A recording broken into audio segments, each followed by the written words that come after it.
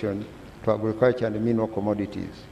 2, building an integrated and self-sustaining economy by enhancing the capacity for import substitution and export markets access. And 3, strengthening the private sector by improving enterprise competitiveness, partly through increased efficiency and effectiveness of public sector investment. The committee notes the following in regards to the economic and budget strategy. Number 1, scaling up of agricultural production and agro-industrialization. Given the dominance of agriculture as a source of livelihood, agro-industrialization offers an opportunity for inclusive and equitable growth.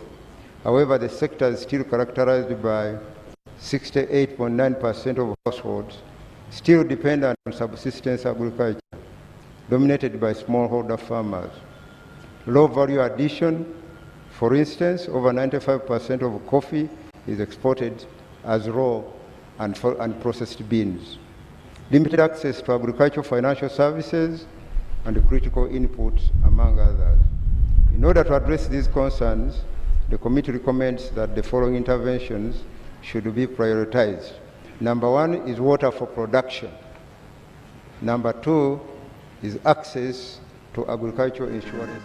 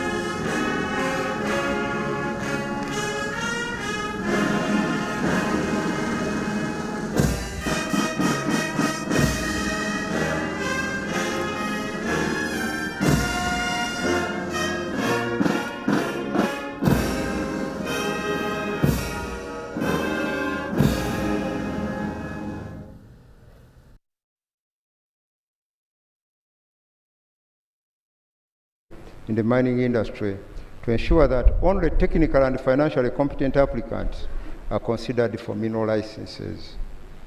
C, the Ministry of Minerals, Energy and Mineral Development and other relevant agencies should ensure proper enforcement of exploration licenses through consistent monitoring and forfeiture of non-compliance by license holders. The same ministry should address all weaknesses in the assessment and collection of royalties from the mining industry. The Ministry of Energy should urgently recruit and deploy enough mine site inspectors to track volumes of mineral production. And F, government should expedite the review of the Mining Act 2003 to provide for the regulation of the exploitation of development of minerals and subsequent collection of the resultant revenues. Number 3 priority, harness the tourism dividend. We all know how well Uganda is endowed. I think this has been articulated on so many occasions. So we need to invest in that area. And number 4, we need to strengthen the private sector capacity to drive growth and create jobs. And the committee is noting that there is a crucial need to continue to strengthen the private sector to increase its competitiveness. And in this regard, the committee recommends as follows: to scale up the provision of affordable long-term financing by development finance institutions like UDB or other government banks like Post Bank, Pride Microfinance. 2, promote foreign direct investment through well-developed industrial parks We do not have the required industrial parks to promote foreign and local direct investment. Number 3, increase the value of public contracts and subcontracts that are awarded to local firms.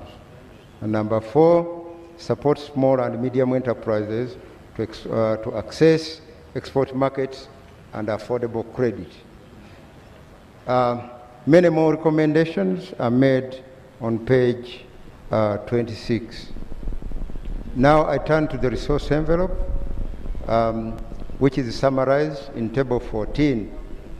Right, Honorable Speaker and members, the projected resource envelope for financial year 2021-2022 is estimated at 44.778 trillion shillings, which is a decrease by 1.6% or by 714.9 billion shillings compared to the approved resource envelope for financial year 2020-2021. So in other words, the resource envelope is coming down for the first time.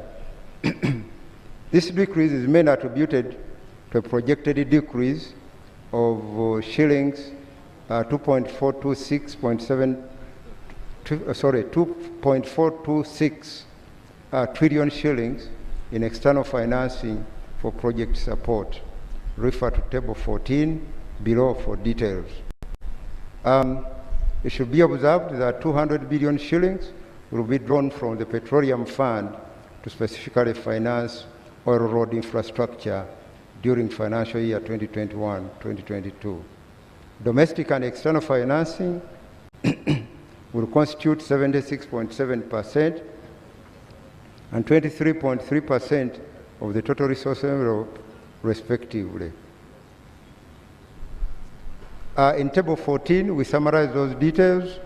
You can see that domestic revenue will be 22.6 trillion shillings, and there's a breakdown between tax revenue and non-tax revenue and appropriation in aid, both by central and local government. And then the Petroleum Fund is also presented there, and a drawdown of government deposits, which is at 0.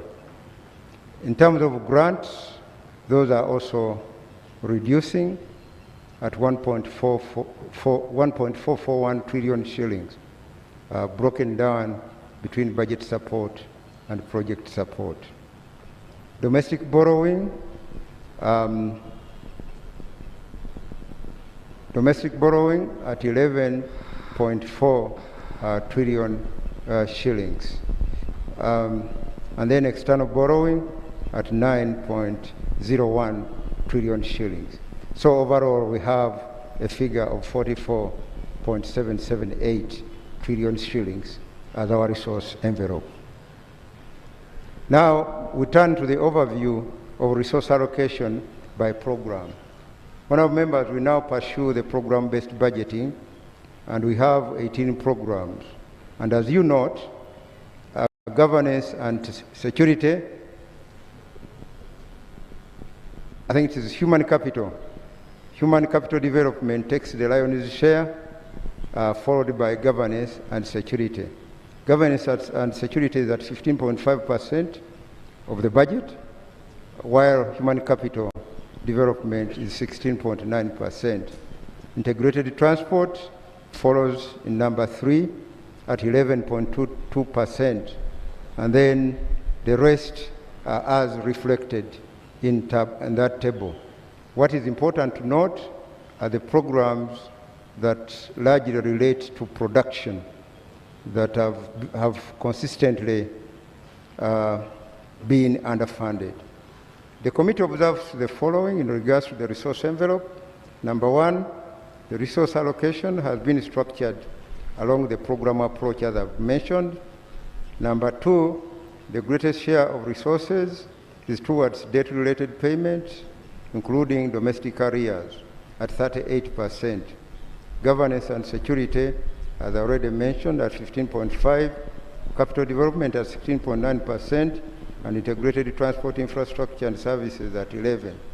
The least financially prioritized programs include community mobilization and mindset change at 0.13%, manufacturing at 0.12%, mineral development at 0.12%, digital transformation at 0.3%, and sustainable development of petroleum resources at 0.2%. The revenue as a ratio of GDP is projected at 12.7% in financial year 2021-2022, depicting a low tax effort. This tax revenue to GDP ratio is still below the sub-Saharan average of 20% according to IMF 2012 and the OECD countries average of 34.3% as at 2015. In addition, total domestic revenue, inclusive of local government revenue, in the financial year 2020-2021 is projected at 55.3% of the total resource envelope, up from 48.5% in financial year 2020-21. The committee recommends that there is need for government to strengthen the mobilization and collection of tax revenues, which have stagnated below 13% of GDP for the past so many years. The committee is aware that government has developed a domestic revenue mobilization strategy that would ensure that revenue mobilization efforts are strengthened. The committee recommends that government fully implement the domestic revenue mobilization strategy.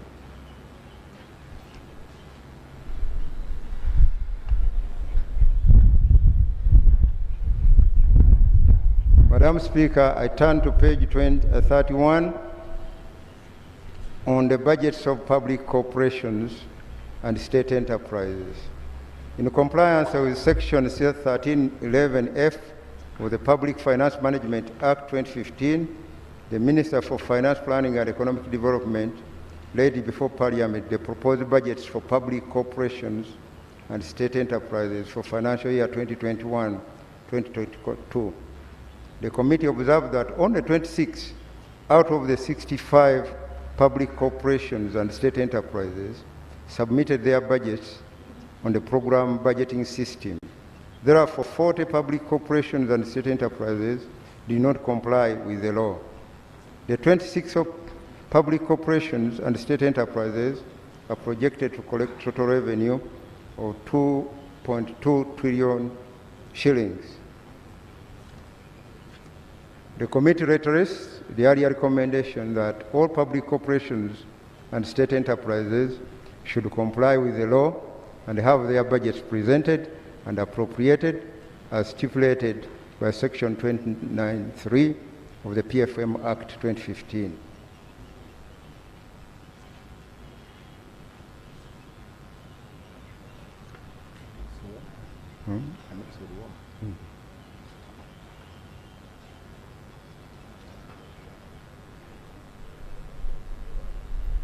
In terms of fiscal decentralization, on our members, in financial year 2021-2022, the total proposed allocation to local governments is Uganda shillings 4.6 trillion shillings, reflecting a 10.5 increment against the financial year 2020-21 approved budget.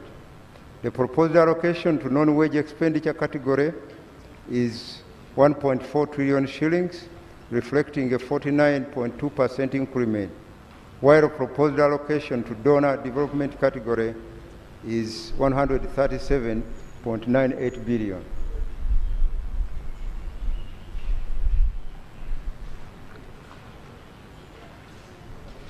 Excuse me.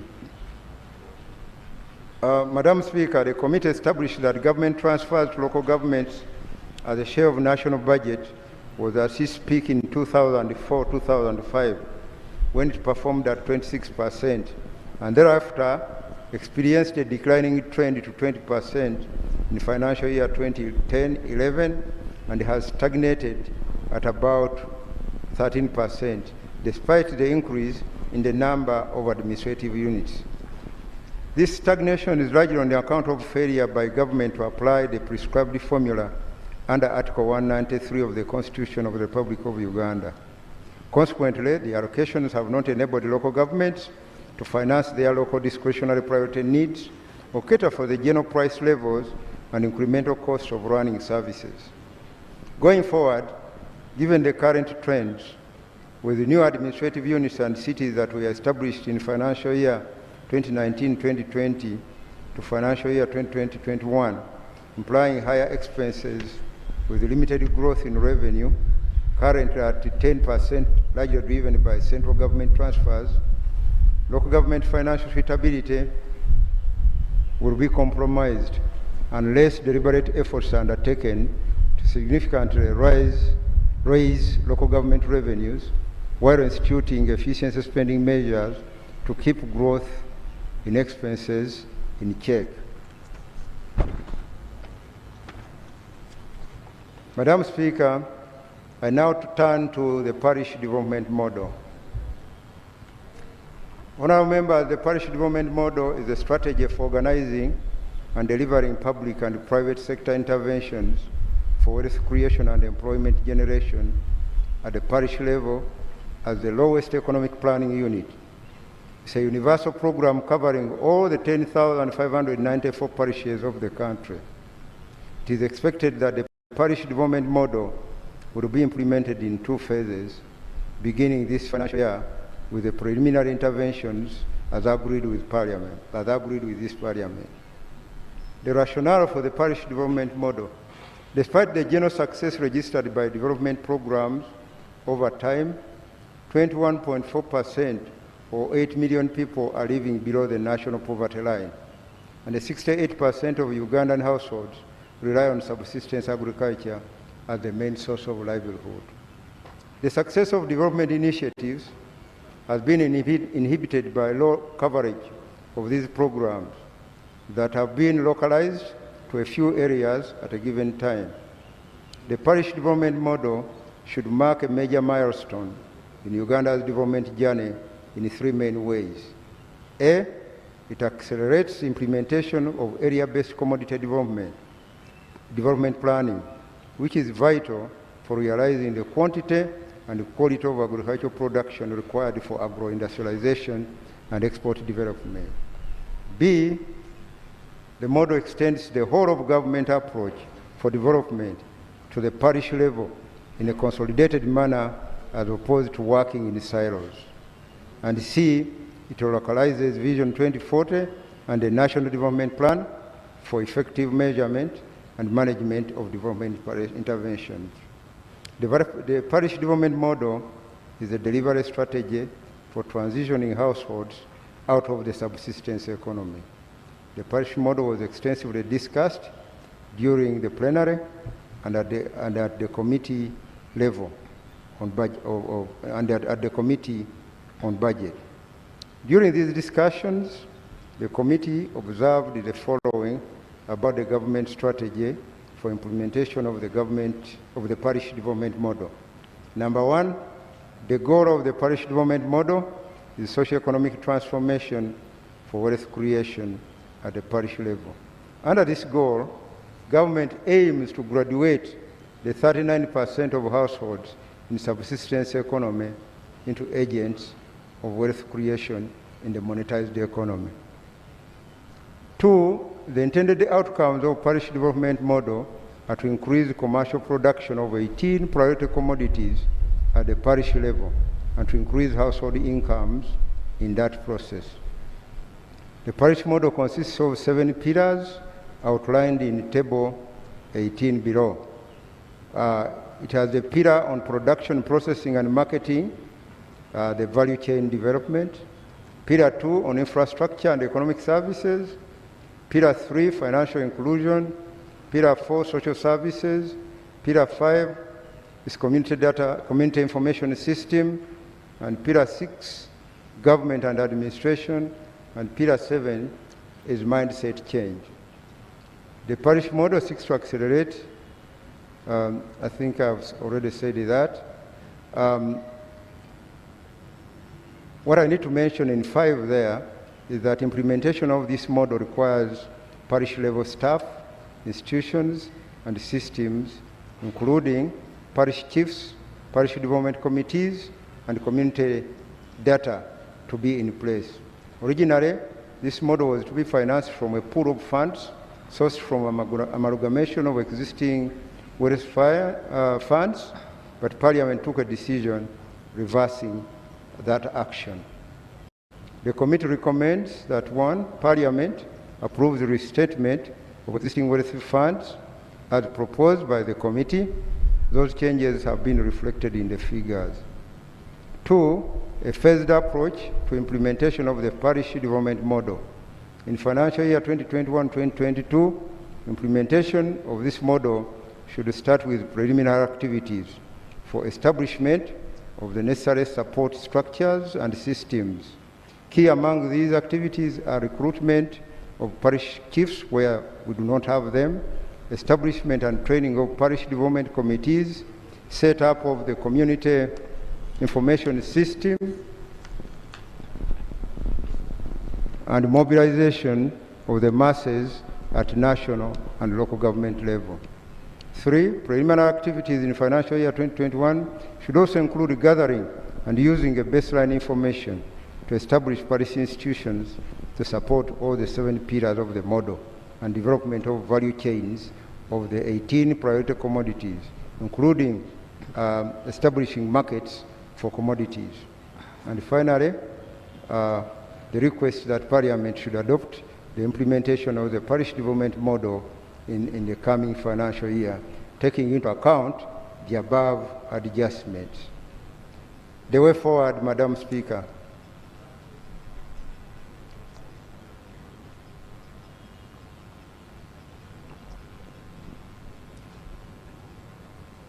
Government economic forecast suggests that the real economy is projected to rebound and to 7% by 2025-2026.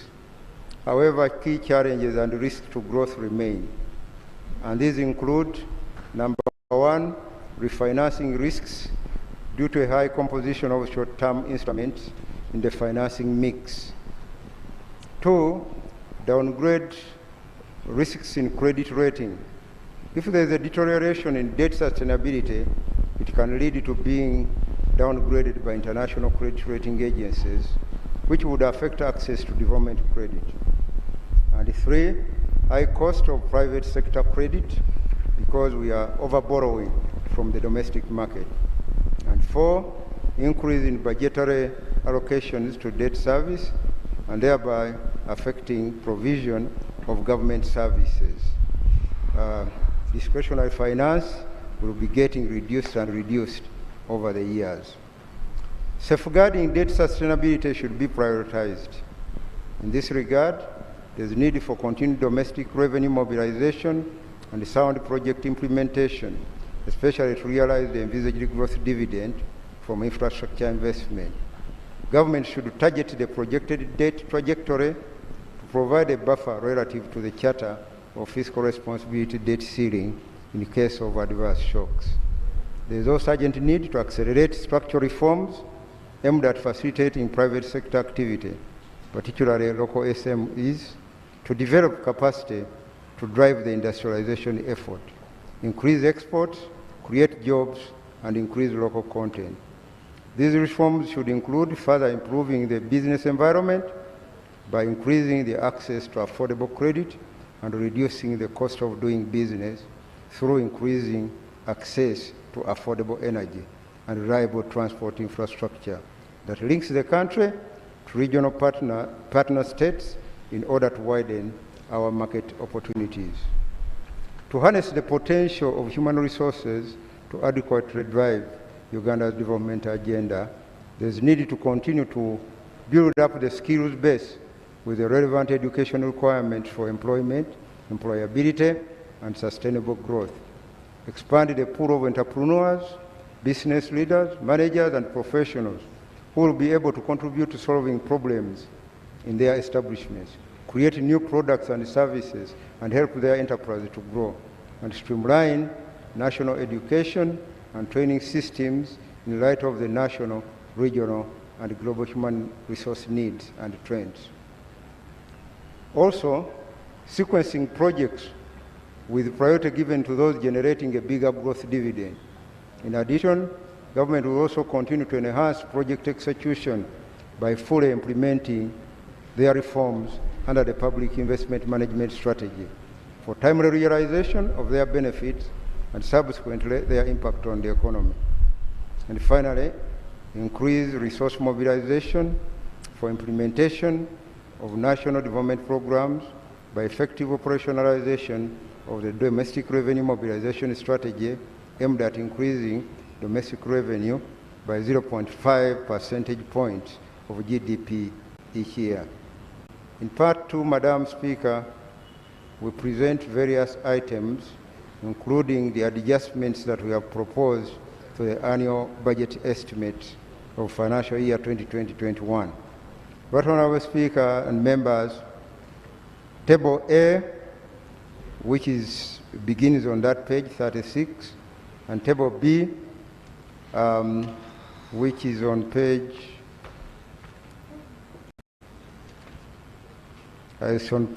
42, present resources identified for reallocation. That is budget suppressions and resources reallocated towards areas of priority. That's votes receiving the reallocated funds respectively. These areas of priority were informed by a review of parliamentary sectoral committee reports on the ministerial policy statement for financial year 2021-2022, deliberations by the budget committee, and other relevant documents. Honorable Nandala. Thank you very much, Madam Speaker. I want to thank my chairman of Budget Committee for accepting. You see, with the procedure I'm raising, this budget you're talking about of 2021 is already passed. And if there's something to be done here, you need to bring a supplementary. But you cannot put it in this report, Madam Speaker.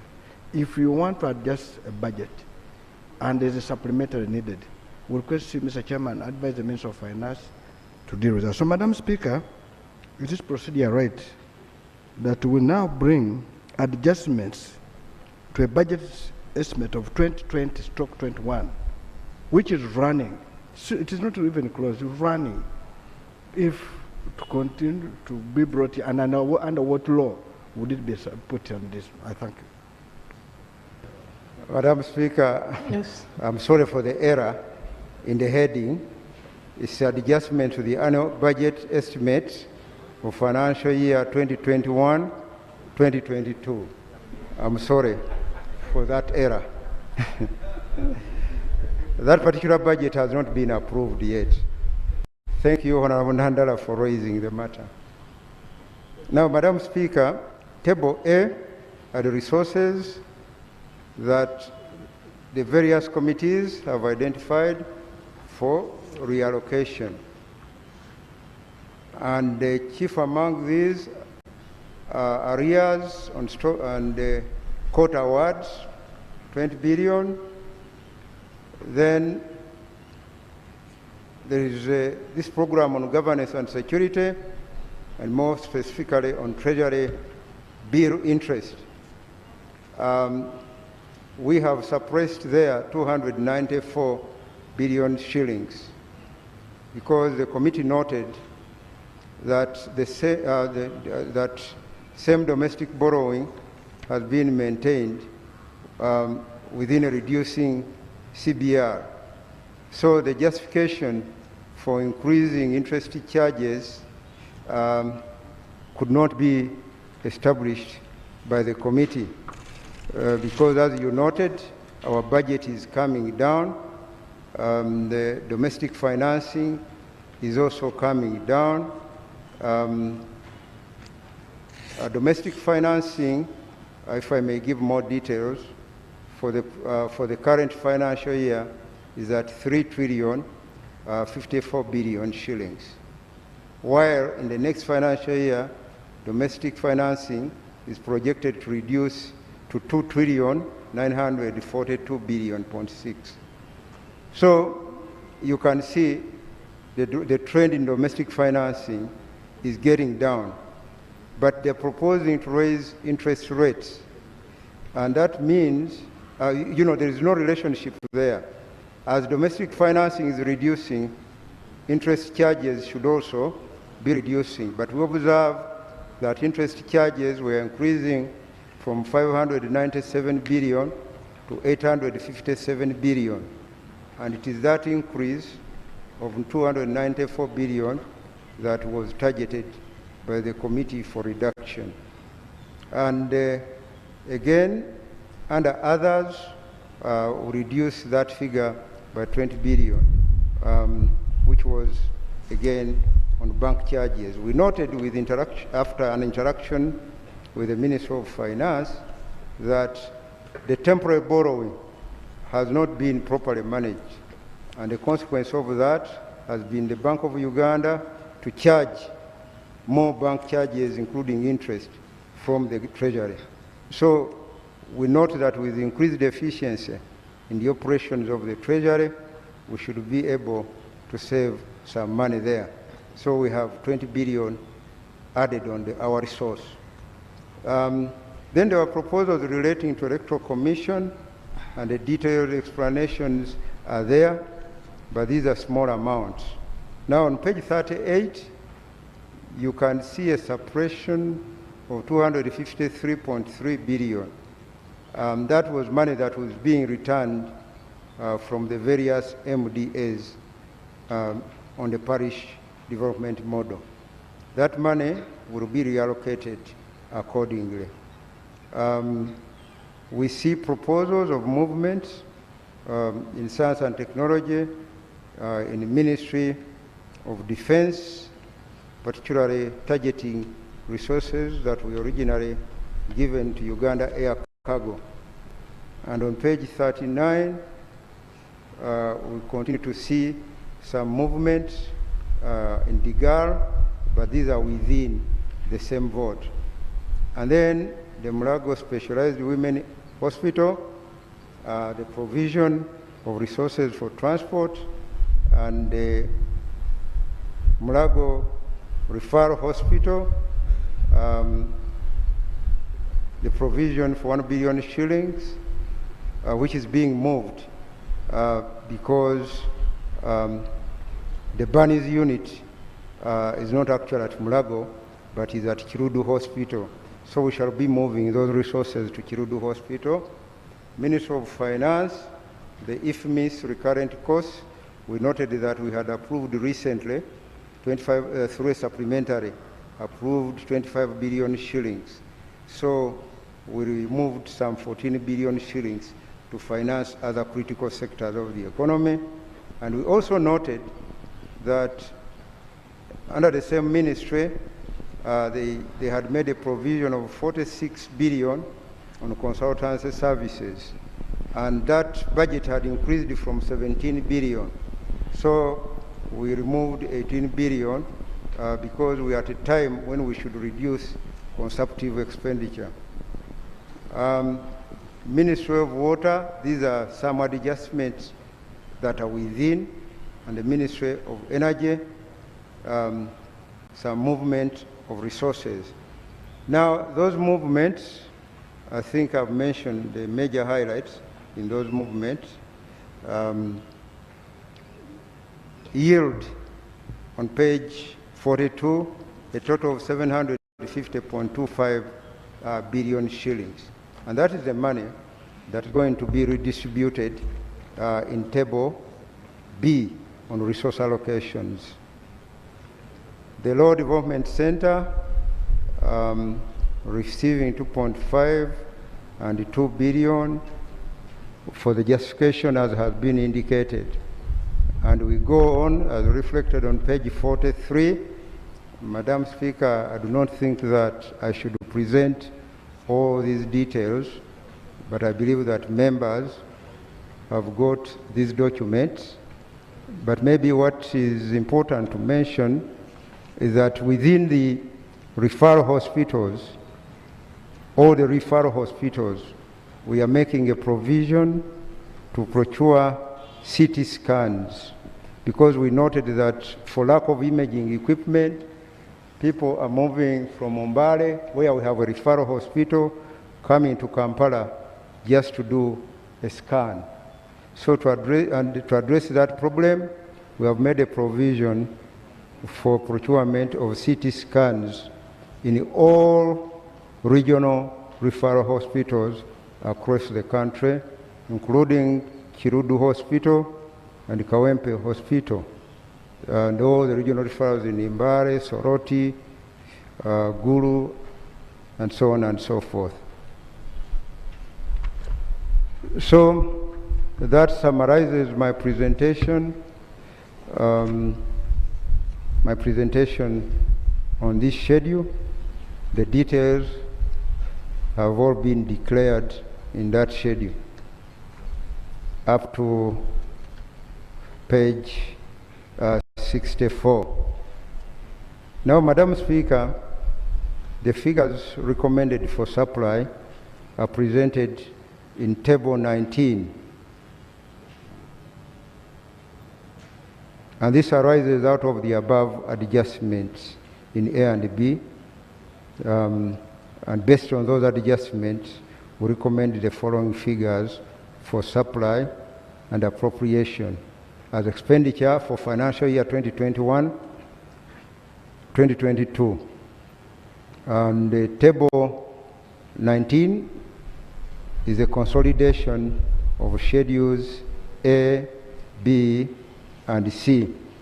Schedule A is on recurrent budget estimates for appropriation for financial year 2021-2022. And Schedule B is on development budget estimates for appropriation for financial year 2021-22. And Schedule 3 is on statutory expenditure. Madam Speaker, in this table, the recurrent expenditure proposed under central government for supply and appropriation is 8,383,598,844,000.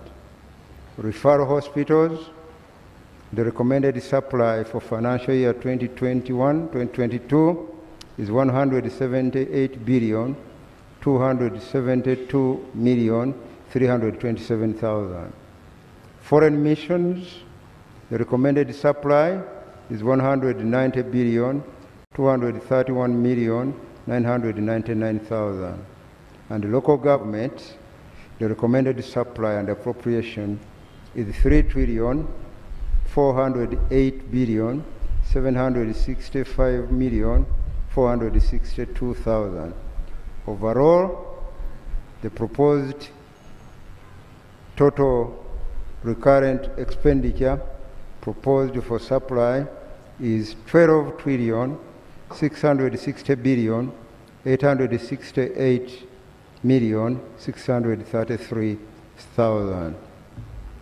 Now on page 65, we continue with that table where we present development expenditure. For central government, we propose for the financial year 2021-2022 a supply of 13,823,217,958,000. Referral hospitals, development expenditure, 30,953,723,000. Foreign missions, we are proposing for supply 32,923,850,000. For local governments, we propose a supply of development expenditure amounting to 1,072,832,199,000. So the total expenditure, the total development expenditure proposed under recurrent,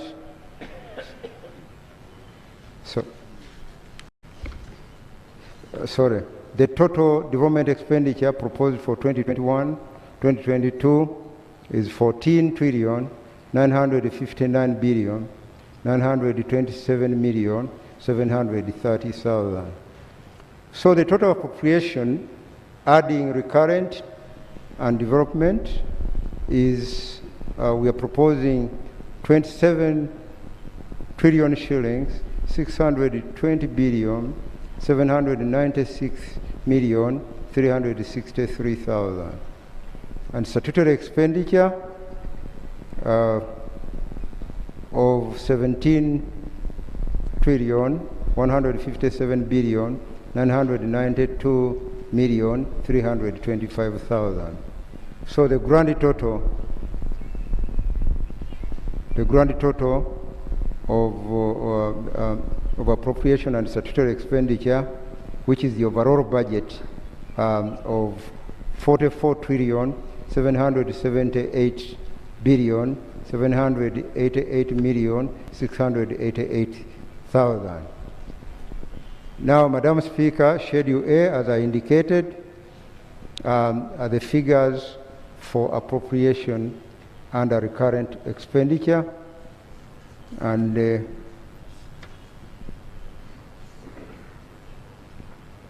on page 74, we have a total of 12.6 that corresponds with the figure that we have presented in the summary. Now, on page 75, we have development expenditure. We have Schedule B, development budget estimates for appropriation for financial year 2021-2022. And it goes on up to page 83. Now, Schedule C is on page 84, where we present the statutory charges on the consolidated fund for financial year 2021-2022, and we start with the Office of the President, where we declare the amounts paid to the President and the Vice President, respectively. The figures are there. Then Justice Court Awards, we have presented the figures. Then Treasury Services, and all these give us a total of 16 trillion, 379 billion, 117 million, 135,000, to which is added pension and gratuity for non-statutory votes. And the figure there is 778 billion, 875 million, 190,000. So we have a grand total of statutory amounting to 17 trillion, 157 billion, 992 million, 325,000. The rest are annexes to the report, information assessment, compliance on the PFMA. Those are details. Annex 7 presents the NDP 3 core projects to be financed in the financial year 2021-2022. And Annex 8, the financial performance of some of the core projects in the financial year 2020-2021. And I think that's it. Madam Speaker, I beg to move.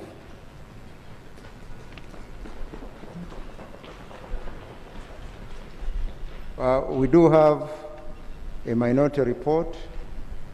I think it is to be presented by Honorable Mwanga Kivumbi, together with Mama Cecilia Ogwar. Madam Speaker, allow me to lay on table the report and minutes of the Budget Committee on the annual budget estimates for financial year 2021-2022.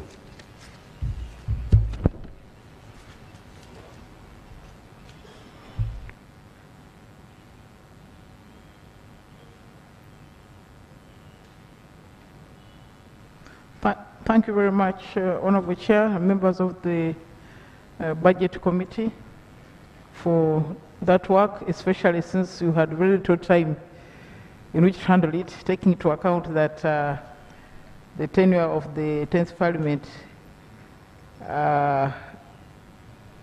was substantially interfered with by the conclusion of the term of office, and yet our work should have gone on until the end of the month. But let me invite the movers of the minority report to present.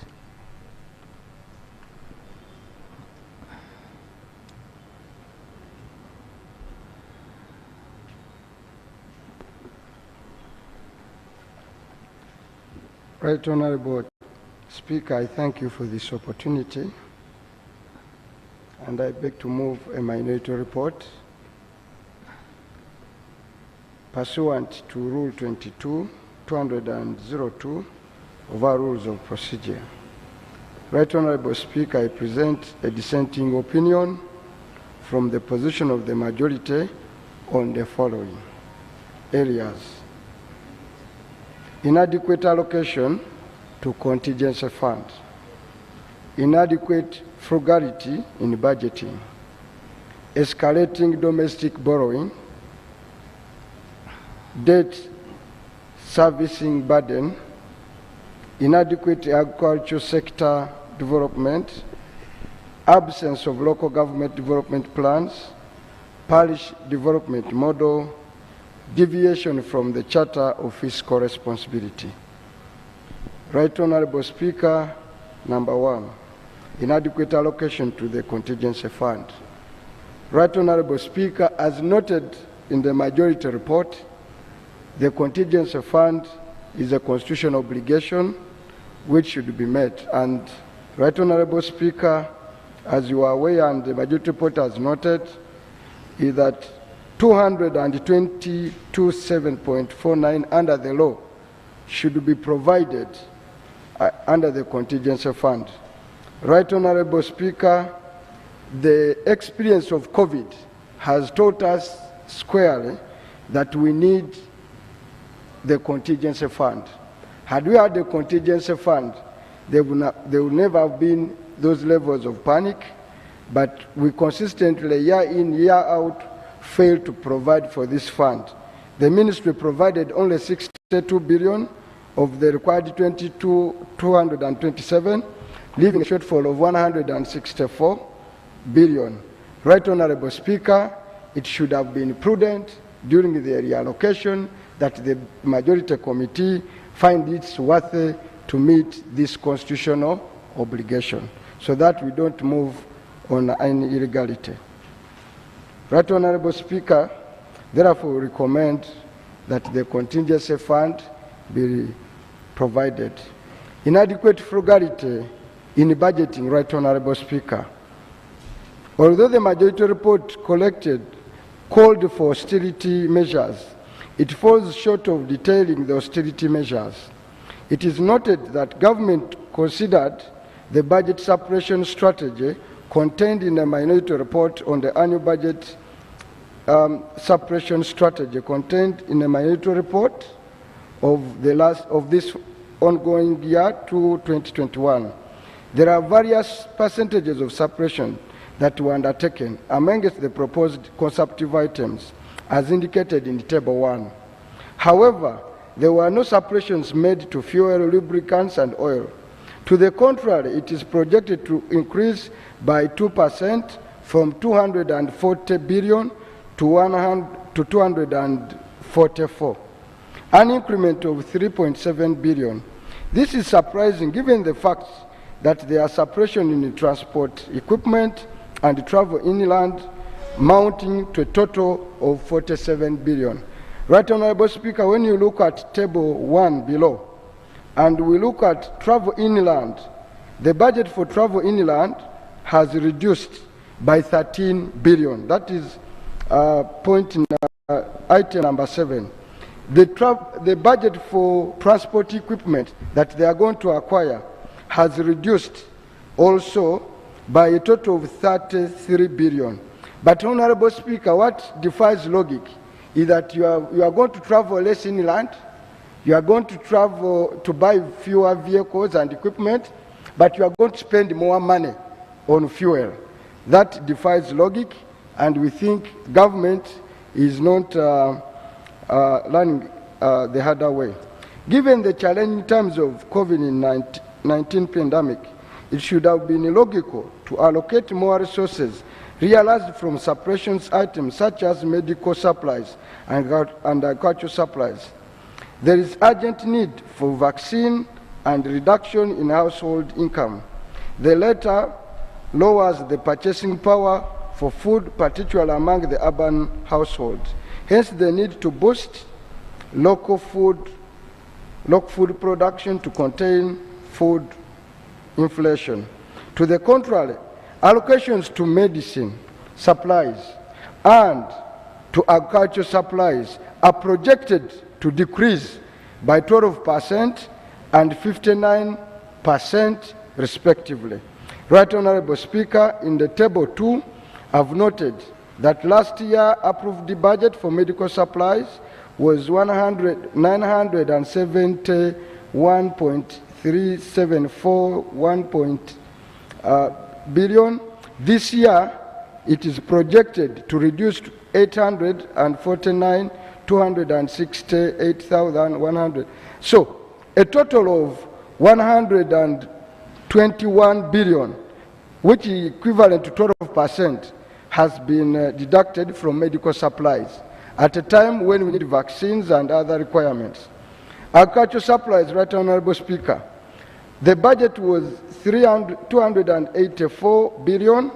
It's going to reduce to 115 billion, a total reduction of 169, which is 59% of reduction. We believe, and these are the key, keeping people healthy and having food to eat is a key component of having a healthy human resource.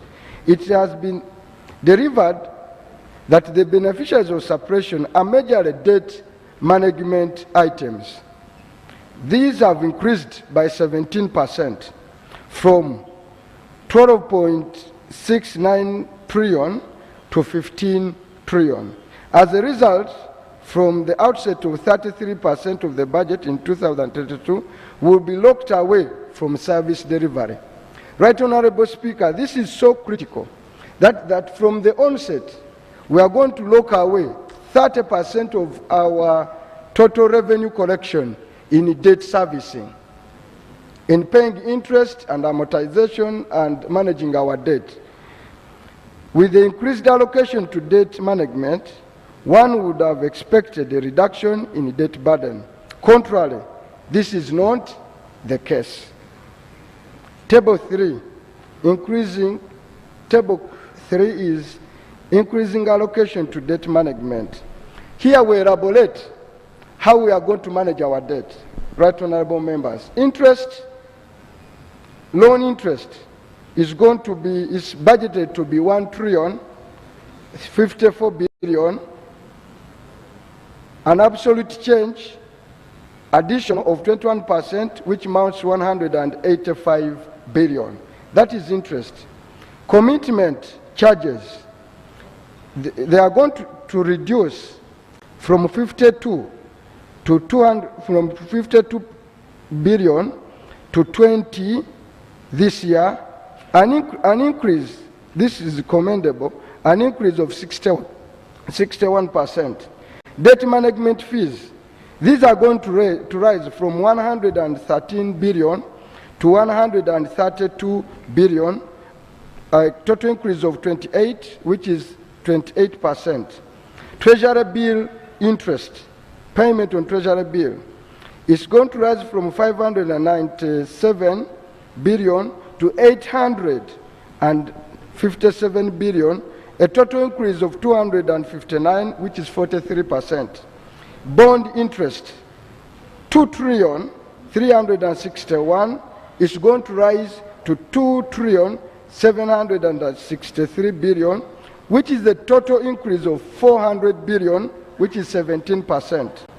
External debt repayment budgeting, which is amortization, is going to rise from 1,228,000,000,000 to 1.9 trillion, which is an increase of 67 billion, which is 600.74 billion, which is 55%. Treasury bill redemption, which is projected to increase from 5.29 trillion to 6.48 trillion, an increase of 1.9 trillion, which is 23%. Treasury bill redemption budgeting, which is going to be 2.90 trillion, and is going to be it's going to reduce from 2.194 trillion to 1.901 trillion, which is a reduction of 13%. Therefore, we recommend, Right Honorable Speaker, that for consistency with the proposed suppression approach advanced in the minority report of the annual budget estimate of 221, there is room for realizing more funds. Government is urged to implement the proposed cuts and proceed towards the following critical areas as had earlier been mentioned. Right Honorable Speaker, on domestic borrowing. Domestic borrowing is increasing astronomically. Contrary to the budget strategy contained in the proposed National Budget Framework Paper, it is thought to reduce domestic borrowing. Domestic borrowing is projected to raise from 11.220 trillion to 11.489 trillion, an increment of 467,600 billion. This is an indication of the prevailing hurdles in accessing budget loans. The trend is largely attributed to inadequate oversight by Parliament. Right Honorable Speaker, we will later on recommend that Parliament has got to be more assertive in supervising the Ministry of Finance. Unlike foreign loans, which cannot be committed before Parliament's approval, there is a practice of attaining domestic debt without prior approval of Parliament, rather assuming that it was already approved through a motion of passing the annual budget. In effect, this violates Article 59, subsection 3 of the Constitution and Section 36(5) of the Public Finance Management Act. Furthermore, domestic borrowing is holding finances of provident funds and gradually holding commercial banks captives from the private sector players. Actually, the Auditor General noted with concern that there has been no redemption of domestic debt at all in the period 1917-18 to 2000. Rather, 70% of the domestic borrowing was towards debt rollover or debt recycling. Subsequent effect is that interest rates for the loans borrowed to invest in various ventures are almost equivalent to the profits. So we borrow the same money as much as we pay for profits. Hence, several businesses are collapsing, for they can only sustain lenders but not the borrowers. In the alternative, companies source their credit from international finances to offset the risk of government crowding them out. However, this largely benefits companies with multinational outlook other than those with national outlook. The latter are the majority, yet less known on international capital markets. This partially explains the dominance of multinational corporations through subsidiaries in the telecommunication, banking, manufacturing. The escalating domestic debt is a political issue and a security threat to the country. Failure by government to contain it raises a risk of writing down bank deposits and retirement crisis. Recommendation. In line with Article 59, subsection 3A of the Constitution and Section 36(5) of the Public Finance Management Act, domestic borrowing should be enforced by a standalone resolution of Parliament. Debt servicing. As earlier mentioned, 4% of the budget in financial year 2021-22 is projected towards loan servicing, domestic refinancing 8.4 trillion, amortization 6.1 trillion, singular 6.8 trillion. Singularly, allocations to domestic refinancing alone are higher than allocations made to any of the budget programs. More still, most of the debt is towards infrastructure development that have extremely low absorption rate. For instance, in financial year 2021, NDP core projects were only able to absorb 223 billion out of the 1.721 trillion of the approved budget. Right Honorable Speaker, this is scandalous. That of the approved budget we approved in this parliament, agencies were only able to absorb 323 billion out of 1.7 trillion. And this is carried in Auditor General's report. Right Honorable Speaker, this translates to an absorption rate of 19%. It is not justifiable for citizens to bear a debt burden for non-progressive projects. The majority, this amounts to wastage. The Auditor General was concerned that in the year 2019-22, commitment fees worth 9.2 billion were spent on undisbursed funds for only 3 loans that were assessed. So what if he was to go on and assess all of them? What could have been the level of wastage? They blame Parliament for not doing its work. We do work, we provide funds, and they fail to implement them, yet the citizens are paying a huge debt. Recommendation, Right Honorable Speaker. Parliament should not approve loans for ministries, departments, and agencies that have absorption rates that are lower than 60% of the 60% at the time of request. 2, cap the infrastructure development portfolio until ongoing projects have registered at least 60% of absorption. We continue to roll over new projects, let the rest are not moving. Right Honorable Speaker, inadequate agricultural sector development.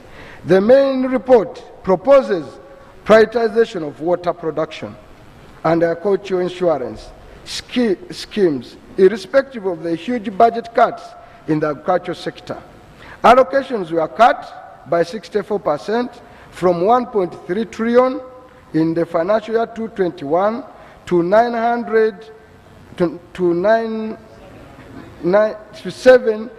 799 billion in the financial year. Besides, interventions were championed by government will largely excel if access to land is guaranteed. About 20% of the citizens have secure land ownership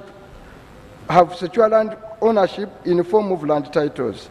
Hence, majority lack the ownership and access to land to undertake productive agriculture. The deficiencies, land ownership are largely responsible for subsistence production and low access to credit that would influence investment into production handling and value addition.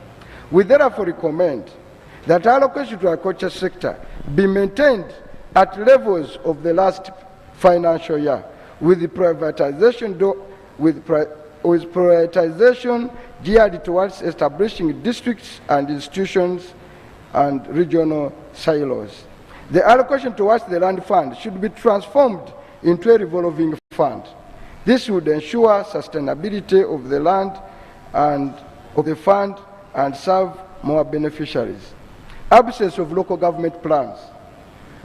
While the main report is concerned with inadequate financing of local government, it is silent on the absence of local government development plans. Majority of the municipalities, cities, and districts do not have development plans.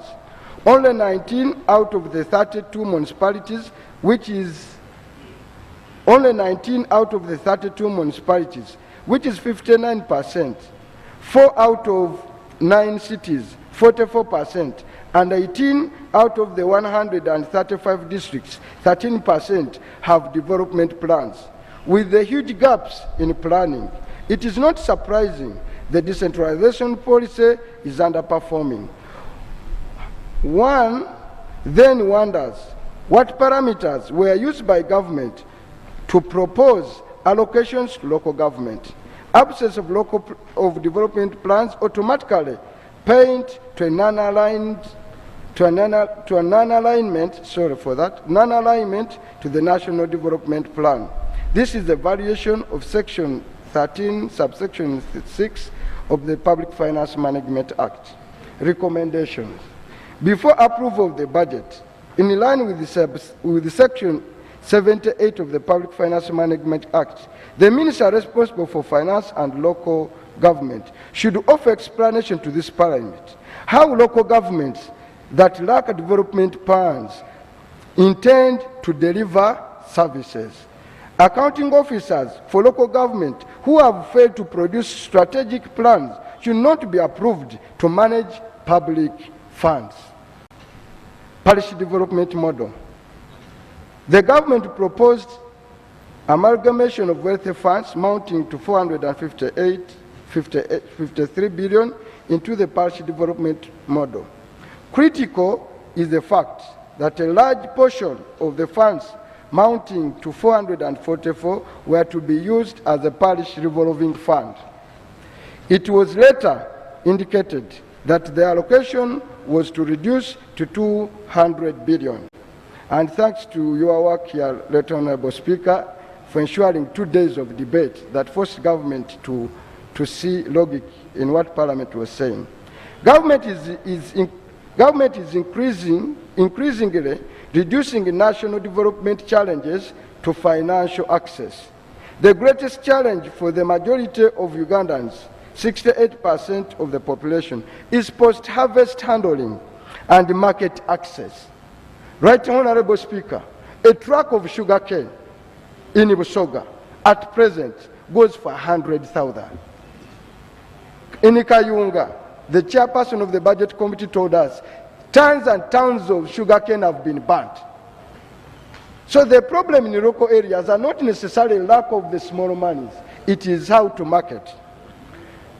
The population, this has been noted in the recent past with excess production for sugarcane, maize, milk, and poultry products, among others. How does the evolving fund that now seeks to allocate only 18 million per parish address the bottlenecks? The minister responsible for finance indicated in his statement that success of the model is hinged on strategic planning at the parish, district, and national levels. This is a fallacy, given the fact that majority of the local government earlier noted, which already have access to public funds, lack development plans. It is further alleged that the market will be provided by small, medium enterprise and cooperatives. The former are struggling due to the effect of COVID-19 pandemic with no government support, while majority of the latter are limping. Further, Honourable members, a project similarly structured as the proposed parish model was found wanting by Parliament after operating for 5 years. The project was initiated in July 2015 with a total project value of 248.150 billion, and it closes in the year 2022. It is operating in only 9 districts of Gulu, Omoro, Nyoya County, Gulu, Moro, Nyoya, Arua, Adjumani, Pade, Agogo, Agago, Chitigum, and Lamo. 100 parishes, 25 sub-counties, and 149 villages. The project components included livelihood, market linkages, and infrastructure, as well as program management and coordination. However, oversight by the Committee on Public Service and Local Government revealed that the project is almost invisible in the communities and requires a forensic audit. Such a project ought to be considered as a pilot and a basis of drawing lessons before initiating and allocating funds to the parish development model. Right Honorable Speaker, for our recommendation, this way we have reconsidered it. We more or less associate ourselves with the majority report that still emphasize that before we go into implementation, what is required is to do adequate research and studies and proper planning. Deviation from the Charter of Fiscal Responsibility. Although the majority of the committee note that there were varying variations to the objectives of the Charter of Fiscal Responsibility, they are silent on the legal implication of the variations. Irrespective of the fact that the Charter is expiring, there are variations that ought to be addressed. Section 7 of the Public Finance Management Act stipulates that the minister responsible for finance may deviate from the Charter with approval of Parliament and publish a report in the Gazette as well as the website of the ministry. It was realized that the fiscal deficit for the financial year 2021 is projected at 7.7%, not 6.26% as indicated in the majority report. This is greater than the target of 3% of the GDP. It is also projected that net present value of public debt has exceeded 50% of the GDP. It ought to be noted that when the fiscal deficit and the East African monetary convergence criteria targets were exceeded, no parliamentary approval was sought for the deviation, no report published. Hence, a violation of the Public Finance Management Act. The implication of this violation include decline in credit rating and access to loans. There is also uncertainty as to when the set objects would be met again and whether they ought to be carried forward. Recommendation, Right Honorable Speaker, before approval of the budget, of this budget, in line with Section 78 of the Public Finance Management Act, the Minister responsible for finance should offer explanation to Parliament why the Ministry failed to seek approval to deviate from the Charter of Fiscal Responsibility. With that, Honorable Speaker, I beg to move. Thank you very much, Honorable Chivumbi, on behalf of the minority team of Honorable Ogwal and Honorable Chivumbi. Thank you very much. Now, honourable members, of course, you have listened to both reports, but maybe I should invite the Minister of Finance to respond to some issues first.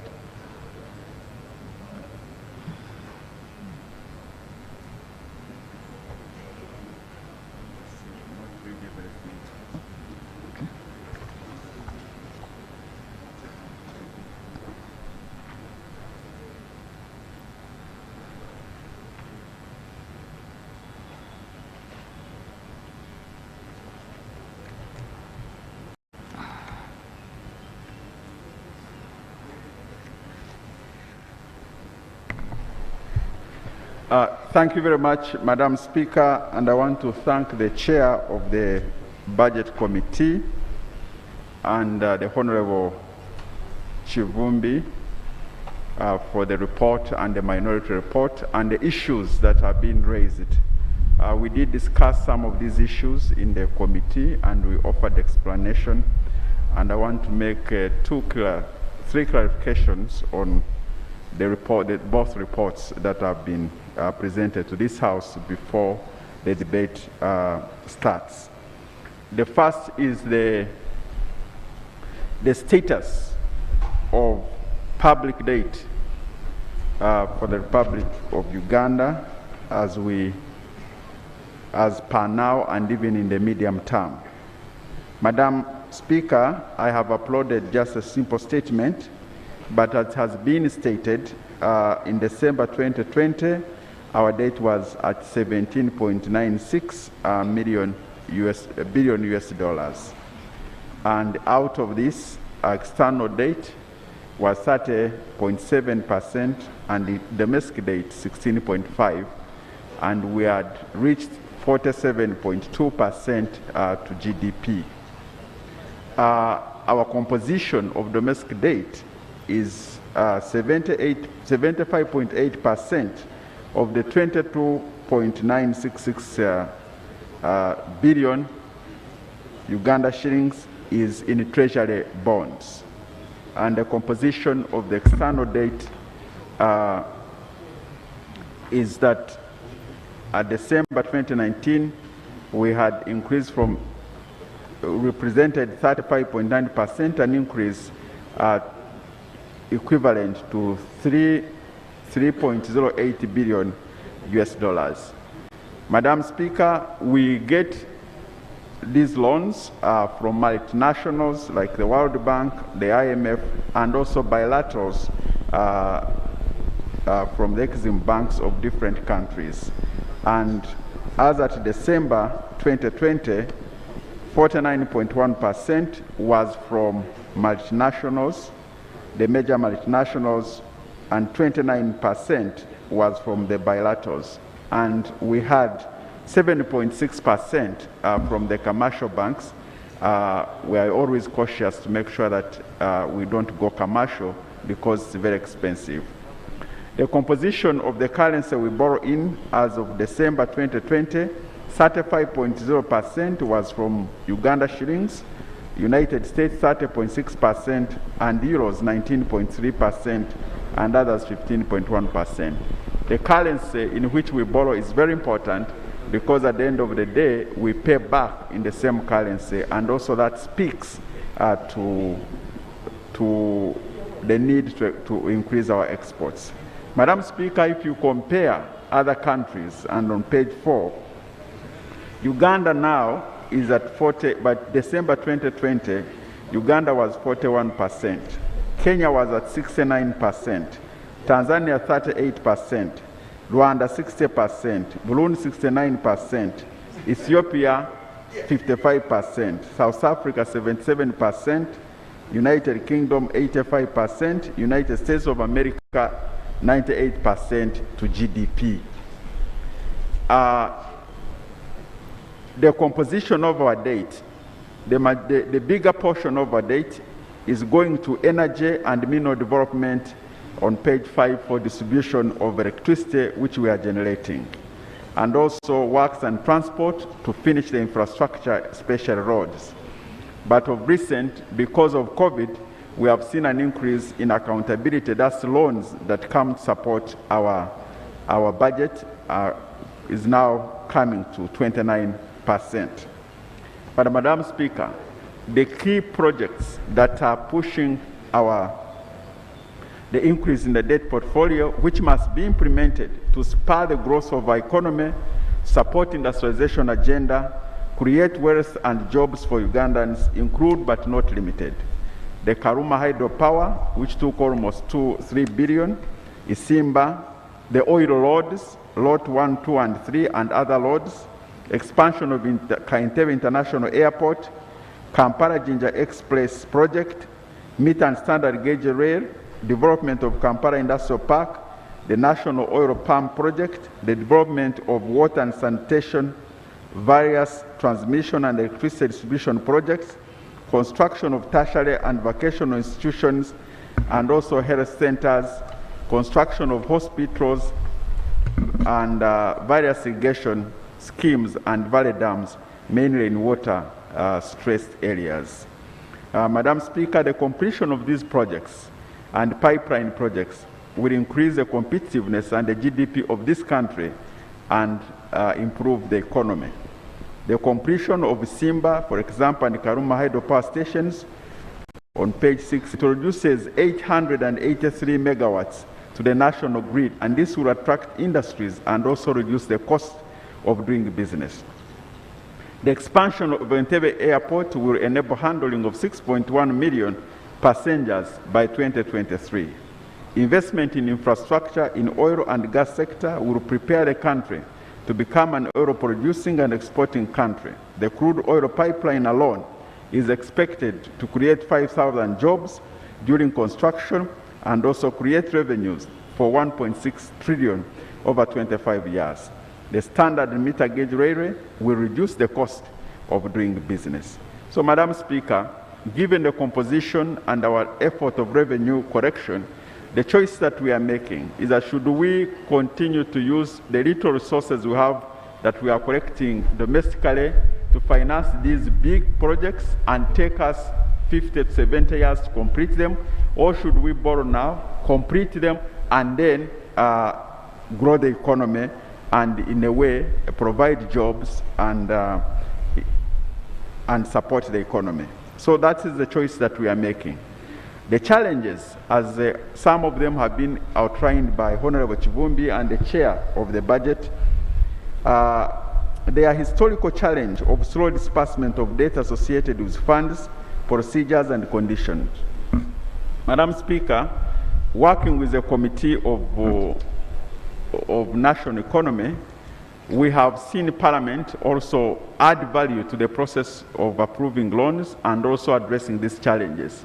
And mainly the challenges have been procurement, procedures. For example, Karuma loan took 2.5 years to procure an important project like that.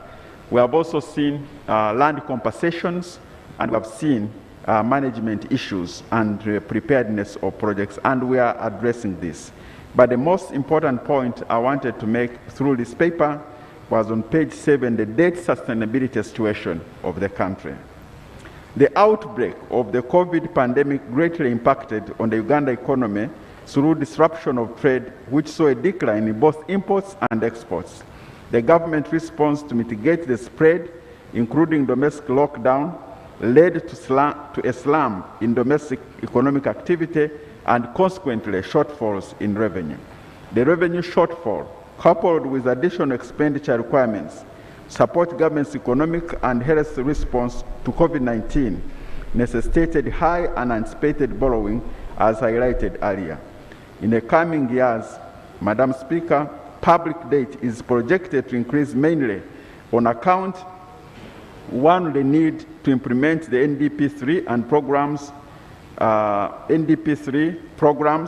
and also implement the NRM manifesto and all the projects that have been agreed upon in those two documents. They necessitate finance key infrastructure projects such as standard gauge railway and the meter gauge railway.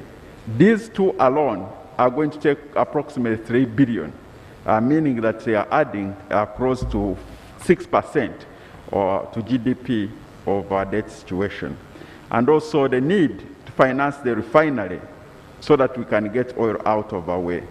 Low revenue outturn arising from low economic activity due to slowdown of COVID-19.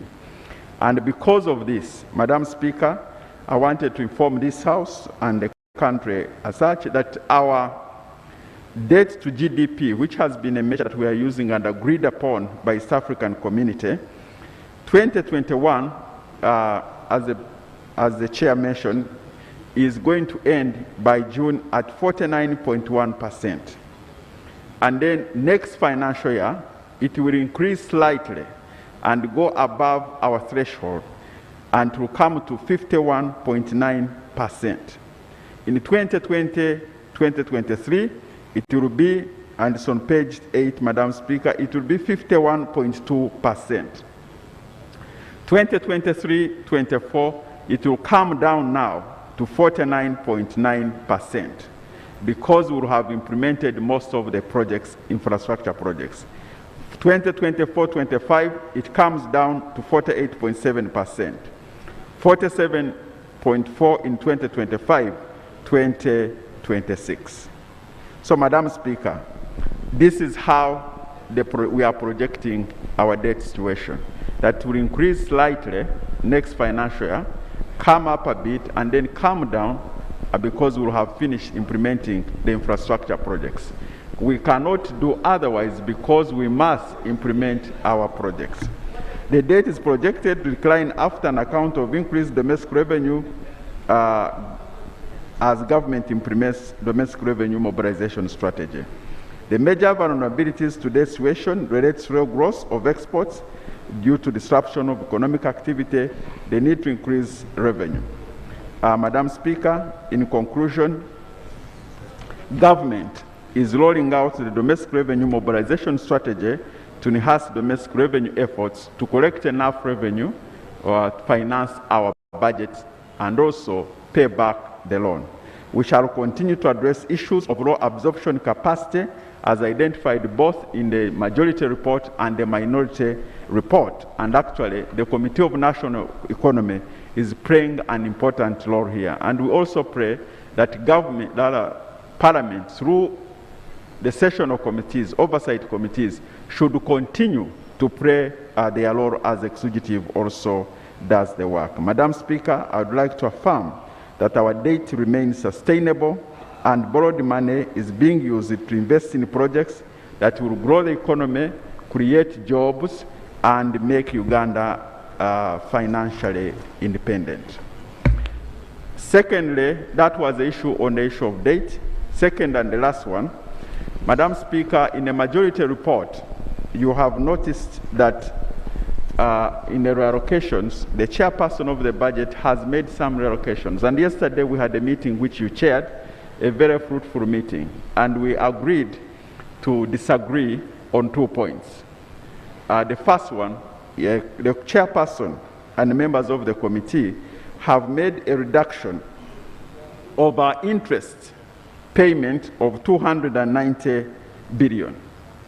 Madam Speaker, money to pay interest is, we think that it's very important we do not reallocate it to any other area. Because as a country, we have never defaulted on our payment of debt. The public is buying treasury bills, buying bonds. It will be unfortunate that when time comes for them to be paid their interest, government says we cannot pay it.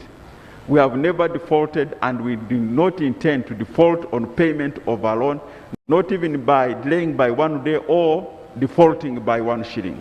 And we do not want to do that. And if we reduce this, it will create a situation that we think is not going to help us. So we still insist that in appropriation as we supply, we should reverse this figure because constitutionally it is not right, and also it creates a big challenge for us as we implement. The second is the issue of NAD, the slight one, which the Minister of Agriculture will also make a comment on, which there was reduced, and this has issues to do with areas that have already been contracted. I take note that it had already been merged, but after merging, when we agreed as Parliament that these resources should go back to where they were coming from under the parish model, then the committee has made some adjustments which we think we should also resolve. But I want to thank the committee, lastly, for accepting that we implement the parish development model in a phased manner, in the way that we agreed both here in the House by recommendation of members of the House and also by the committee. And we agreed that the resources for the women projects, for the youth, for people of northern Uganda, for Wero, should go back and implemented the way we agreed in a phased manner, and therefore we accept it and we shall implement this parish development model in a phased manner, beginning with the first quarter, looking at the preliminary activities, and probably in the second quarter, starting it in earnest. So, Madam Speaker, with those few comments on the report of both the minority and the majority report, we think that we are ready now to debate this issue and appropriate as you'll be guiding. I thank you, Madam Speaker. Thank you. Understand the Agriculture wanted to say something? Yes. Yes, Honorable Minister of State.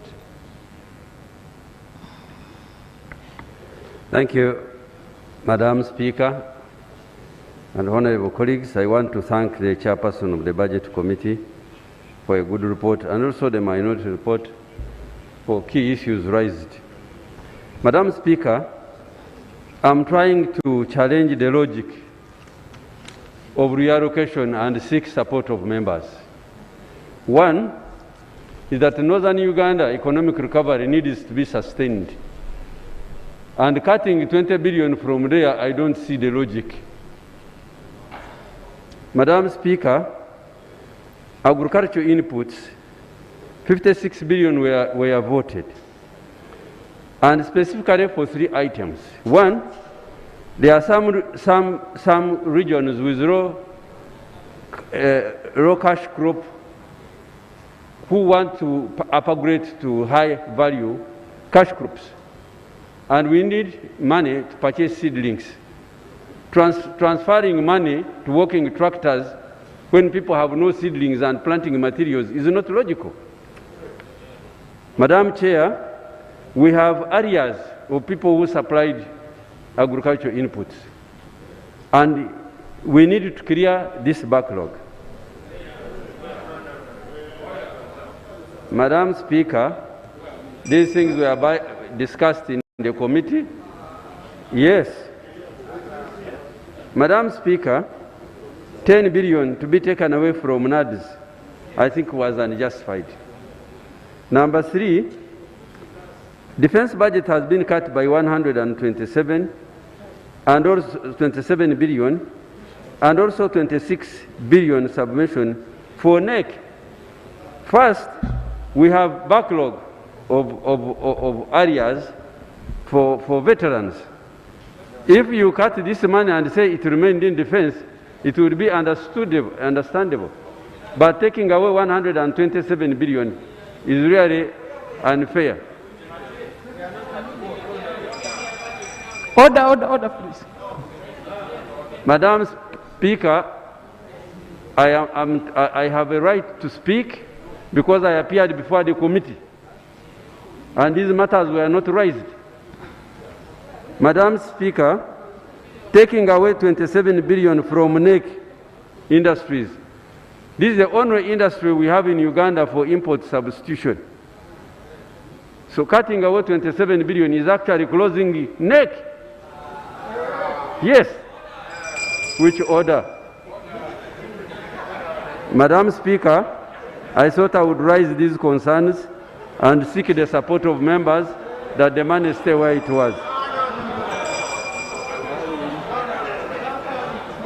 Thank you. Thank you very much. Honorable Chair, Budget Committee. Right Honorable Speaker, the Minister mentioned the figure of 127 billion shillings moved from Ministry of Defense.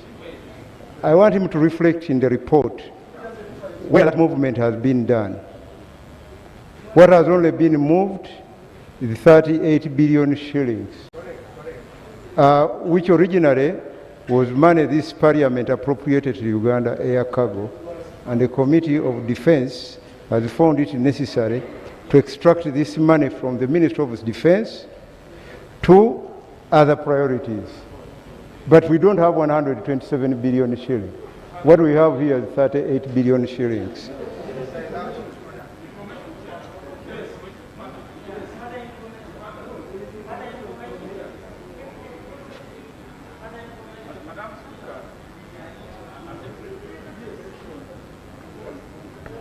Madam Speaker, the information I'm giving my chair is that it seems the minister, and I think wonder has never ceased to exist, because the minister is talking information, what he's giving, I don't know where he got them, because they are not in our documents.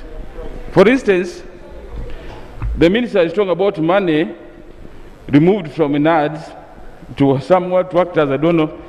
But right on the Speaker, right from page 36 to page where the reallocation money is taken, NADS does not appear anywhere. So where does the minister get information which is not accurate and is a member of this house? So where does he should apologize? Because it's not here.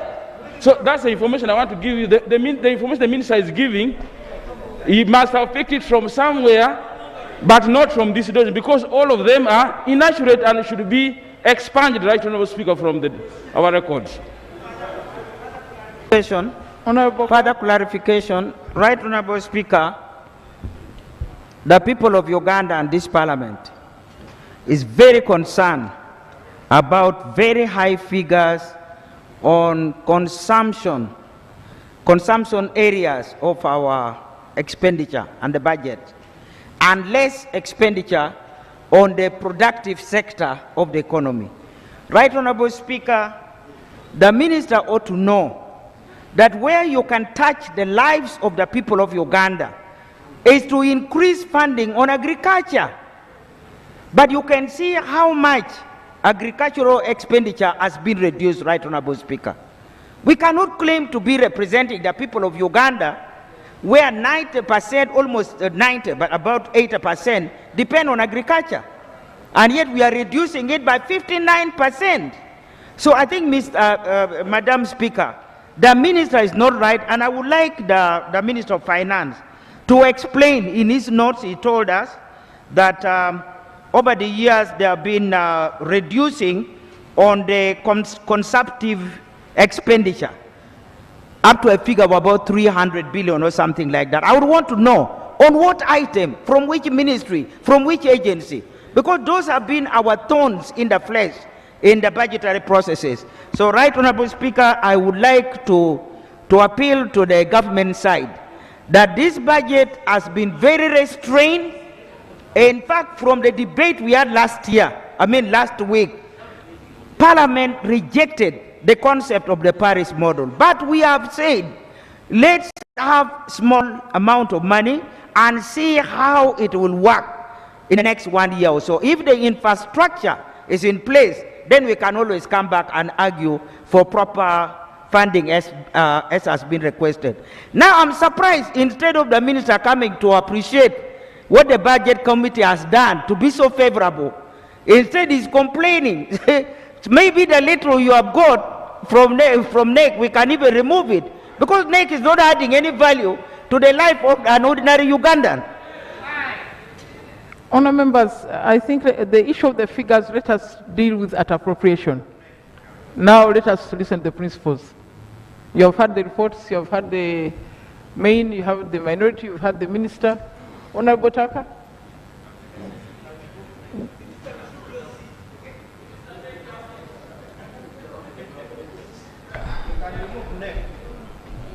Thank you, Madam Speaker.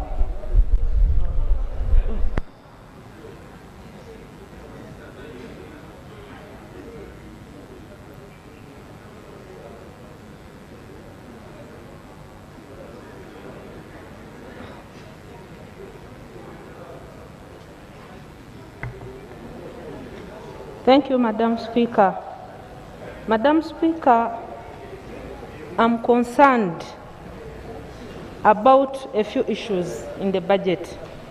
One is where the MDAs did not budget as per program based. And these MDAs are not named. And we are going ahead to pass their budget. I don't know based on what, including now the local governments. Madam Speaker and members, we are nurturing impunity in this country. If it's a requirement that an the MDAs submit their work plans, why do we go ahead to pass their budget when they don't have work plans as required, including the local governments? Madam Speaker, let us not nurture impunity in this country, because they keep on doing the same thing each and every year. And Madam Speaker, the other issue of concern is the allocation to community mobilization and mindset change. When we are all, we agree that the majority or the big number of Ugandans are still living under the poverty line. And we have 68% of Ugandans in subsistence agriculture. Members,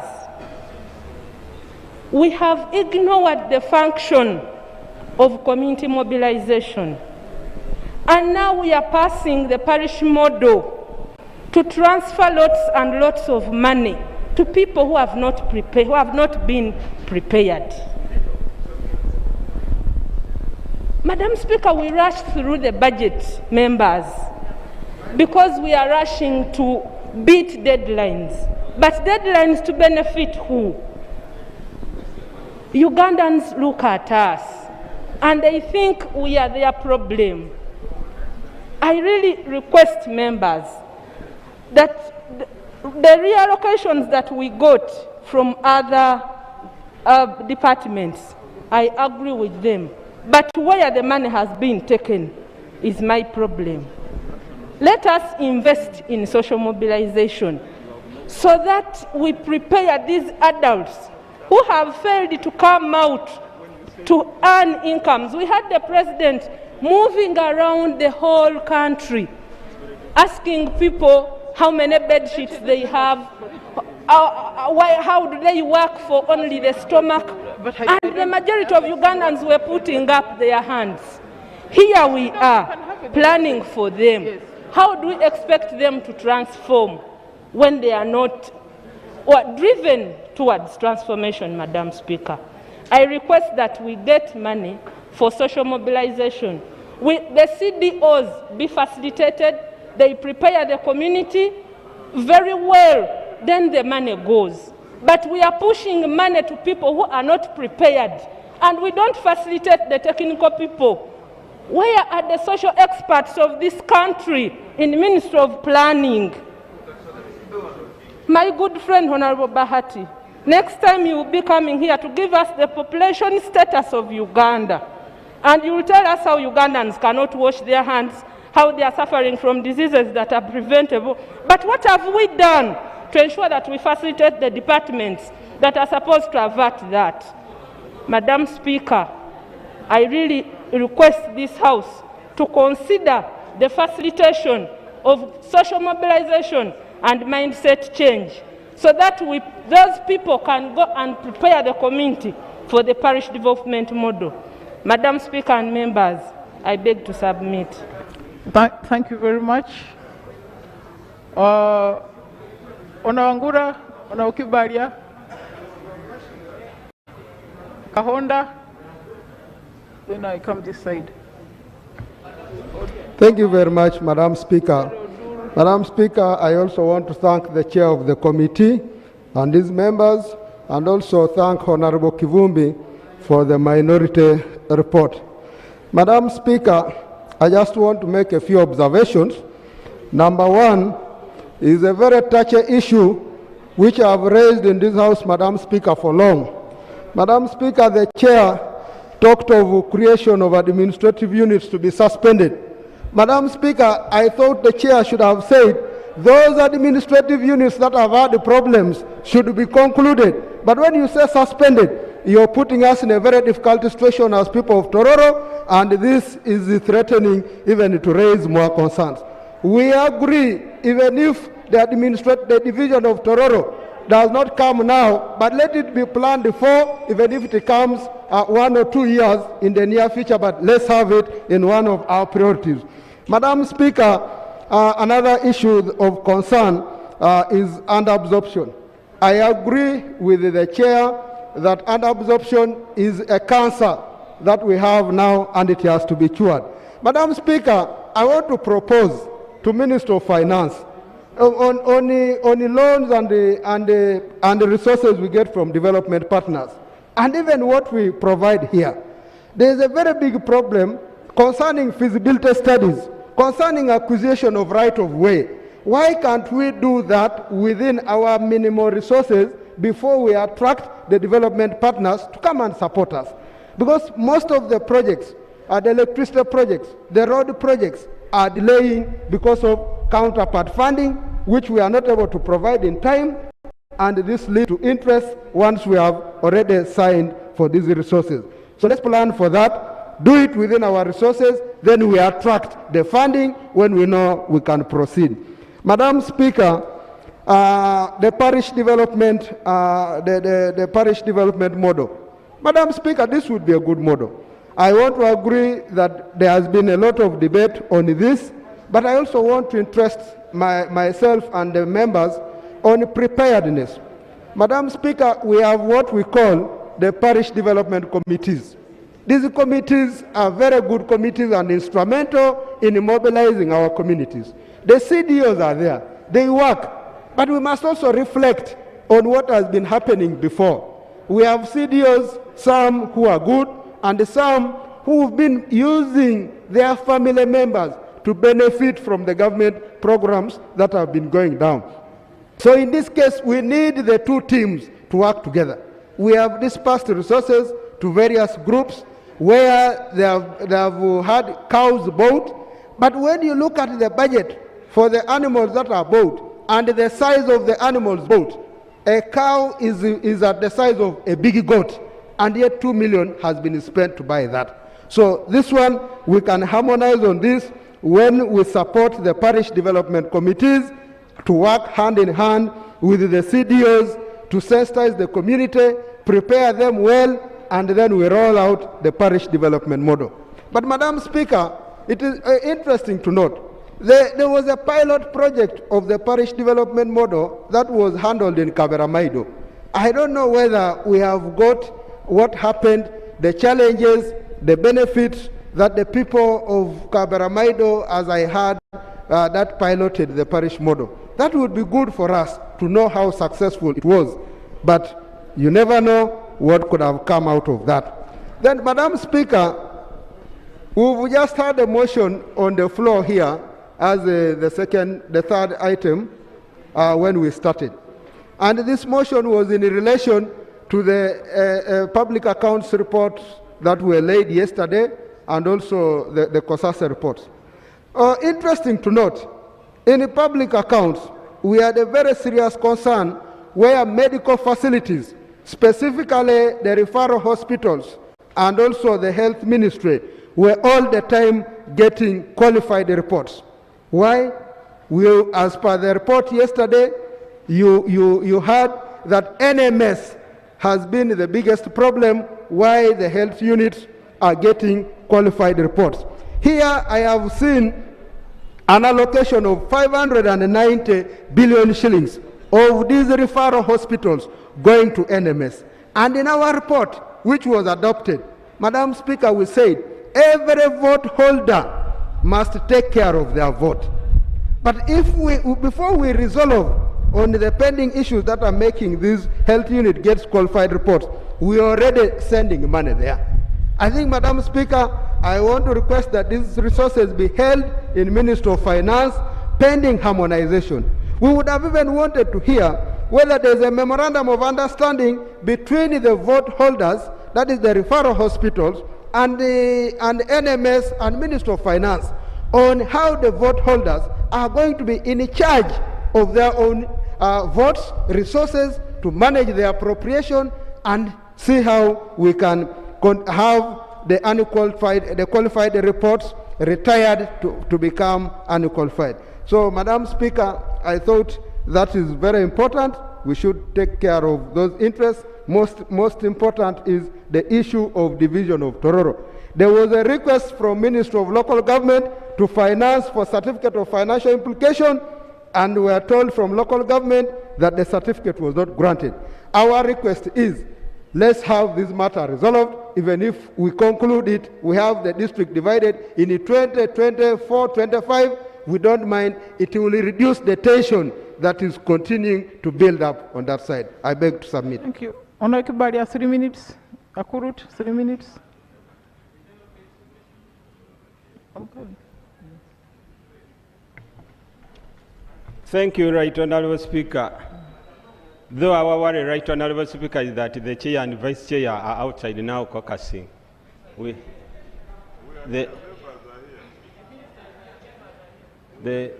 are worried. Can at least either the chair or the vice chair return to the chamber? Vice chair of the budget committee? No, Chair, let's have, because both have been taken out by the minister and we can't see the vice chair is here, you can proceed. Very good. Thank you, Right Honorable Speaker. Right Honorable Speaker, I need to join the colleagues as we appreciate the budget, more especially in the area where, Right Honorable Speaker, the budget has suggested that we are going to buy CT scans for referral hospitals. As we have always prayed, the minister is here, that as we pass the budget like this, let us see those CT scans in these referral hospitals. Right Honorable Speaker, I know very soon, at the end of this year, we shall come back here, and those CT scans will not be there in those referral hospitals, given the experience we have had.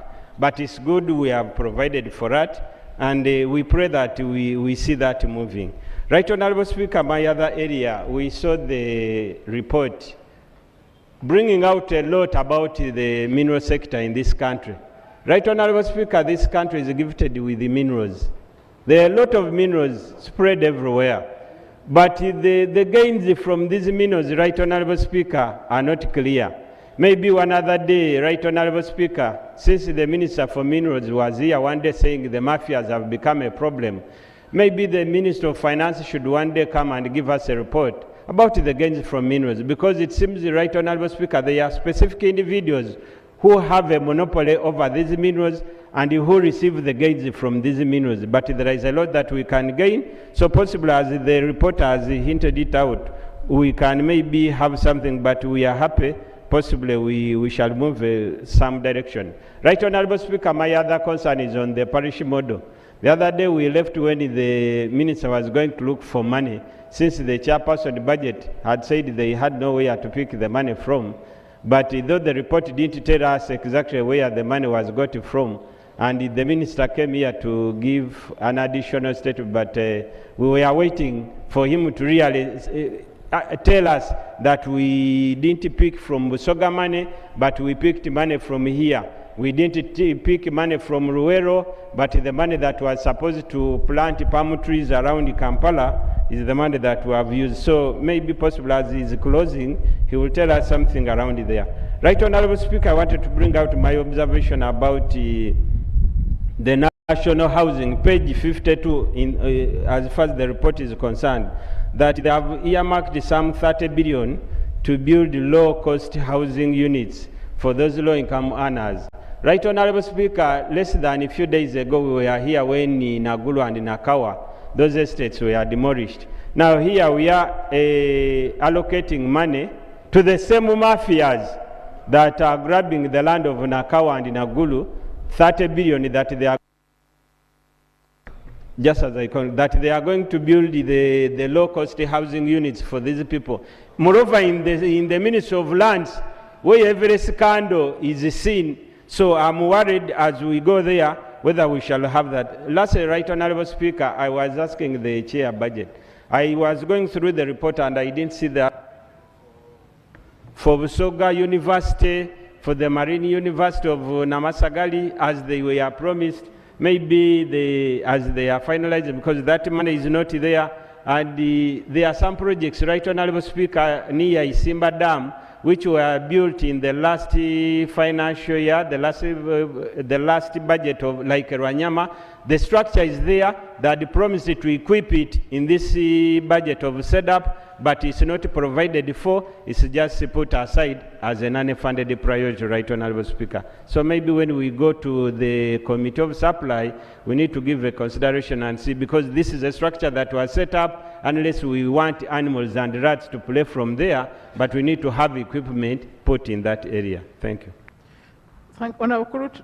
Honourable members, just for the record, I hope that the National Housing Corporation will construct houses outside Kampala, because it seems national housing is around Kampala. it's not in Gulu, it's not in Soroti, it's not in Kasese. Honorable Kudut. Thank you, Right Honorable Speaker. Right Honorable Speaker, I would like to thank the Chair of the Budget and the committee for the report. First, I would like to thank them for what they have appropriated for us, the Ministry of Foreign Affairs, especially on the development expenditure. We appreciate the 32 billion that has been allocated to the missions especially. We've been grappling with a lot of challenges, our missions being our missions actually being a diplomatic embarrassment in most of the places where we've had structures that are quite dilapidated. Case in point, our Ugandan house in Nairobi. We want to appreciate the committee for the allocation, and of course also in other places we were in the verge of losing quite very, very strategic plots. But now that we have gotten these, we want to appreciate the committee for the allocation. We've also had missions where we are hiring premises, either official residences, either chanceries. Now this development expenditure that has been allocated for missions abroad is going to address that. We want to appreciate them. Right Honorable Speaker, allow me to associate myself with a report of the minority team, especially on the inadequate allocation to the contingents fund. I come from a district that is Katakwi district that has almost year in, year out, we have challenges of flooding, challenges of droughts, that we think once we have such contingency, which is actually adequate, it should be able to respond to such challenges. Just last year, we had an emergency of COVID. We all know we did not prepare for it, we're not ready for it, but we had it as an emergency. For us to have just 60 billion in contingency, then we are not planning for such emergencies. So I would want to concur with the minority report that we need to up in terms of our contingency so that we're able to manage emergencies whenever they arise. On the issue of reduction of medical supplies, again, this is a very big challenge for the country. Honestly, we always hear stories, lack of medical supplies, lack of medical equipment, medicines running out within a short 2-3 days when they are supplied to these district hospitals. I want to believe I want to believe because we allocate little in the budget in terms of the supplies and the medicines to these district hospitals and the regional hospitals. Finally, Right Honorable Speaker, again on the issue of supplies to agriculture. We know 68% of our local communities depend on agriculture, and we are saying this agriculture is still so rudimentary. We thought once we have supplies on agriculture, I think we're talking about tractors, mechanization of agriculture. And I thought that should be our focus now for us to get our people out of poverty and really reducing the number of those that really depend so much on this rudimentary or subsistence agriculture into mechanized agriculture. So, Right Honorable Speaker, as I conclude, I would beg that we would really up the budget in terms of agricultural supplies, pests and pesticides supplies, so that our communities are helped since they depend so much on agriculture. I beg to submit. Thank you. Honorable Kahonda. Kahonda, Sechkuba, some 3 minutes, then we come this side. Thank you so much, Right Honorable Speaker. Madam Speaker, mine is to first appreciate the work of the committee. The Committee of Budget has really helped this country to prioritize the priorities of this country.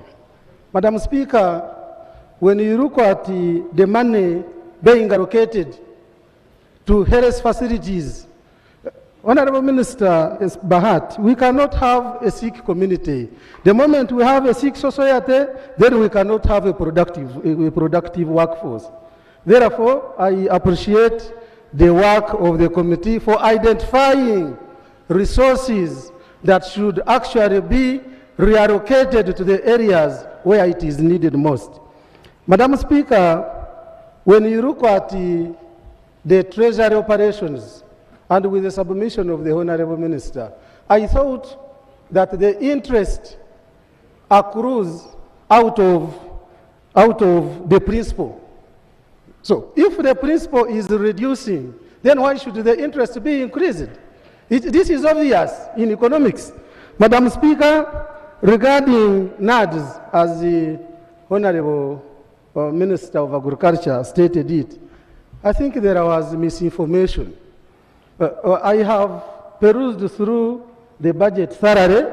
I have not seen where NADS has been affected, neither defense, the National Enterprise Corporation. Madam Speaker, actually, regarding the funding for NADS, in the future, once we operationalize the parish model, this is actually, we should take the money. We should take the money to the local governments such that we can have cross supervision and monitoring. Madam Speaker, regarding NEC that the Honorable Minister was talking about, as a Committee of Defense and Internal Affairs, I remember we provided funding to recapitalize Uganda Air Cargo to resume its operations. And we gave them the money that they wanted. And in realizing that money, we had to suppress other entities of the sector. We had to suppress NIRA, we had to suppress Internal Affairs Ministry, we had to suppress Uganda Police on promise that we shall take the money back. And now the funding was a one-off. We have taken money back to those areas, including money that we had deducted for contractual staffs for National Identification and Regulatory Authority, NIRA. We have taken it back. So, Madam Speaker, I think the committee, it was done by the Committee of... Madam Speaker, just conclude. Please conclude. So, thank you so much, Madam Speaker. It was done by the sector committee. We scrutinized it. We visited the entity, and I have a letter from the Minister of Defense where he had wanted the 10 billion, which we provided, and I don't think that the Minister of Agriculture is right really to say that the money was for NEC. When the ministry realized that the committee had identified where they had hidden the money, because upon realizing that it was for Uganda Air Cargo and it was a one-off, they shifted it to Uganda National Enterprise Corporation and hid it and created a new activity. And Madam Speaker, here I have a general observation. It is not only under defense, but it is a practice all over, where the money is provided by Parliament as a one-off, maybe when there is an activity like when we have just concluded the elections, and the entity tends to hide that budget within the available budget. Madam Speaker, this practice should stop. Madam Speaker, regarding health sector, still on nonsense. Madam Speaker, I think it could have been an oversight, and we needed to look for this money. Yesterday, there was a letter circulating from the president of Uganda nurses and midwives, calling them to go on strike, that the president had promised them just 10,000 Ugandan shillings as lunch allowance, and it has never been provided. And this is an area where the ministry should actually prioritize in order to facilitate these people and perform effectively. I thank you, Right Honorable Speaker. Honorable Sechikubo, Asamu, Lucy Wakelo on Zoom, then I come this side.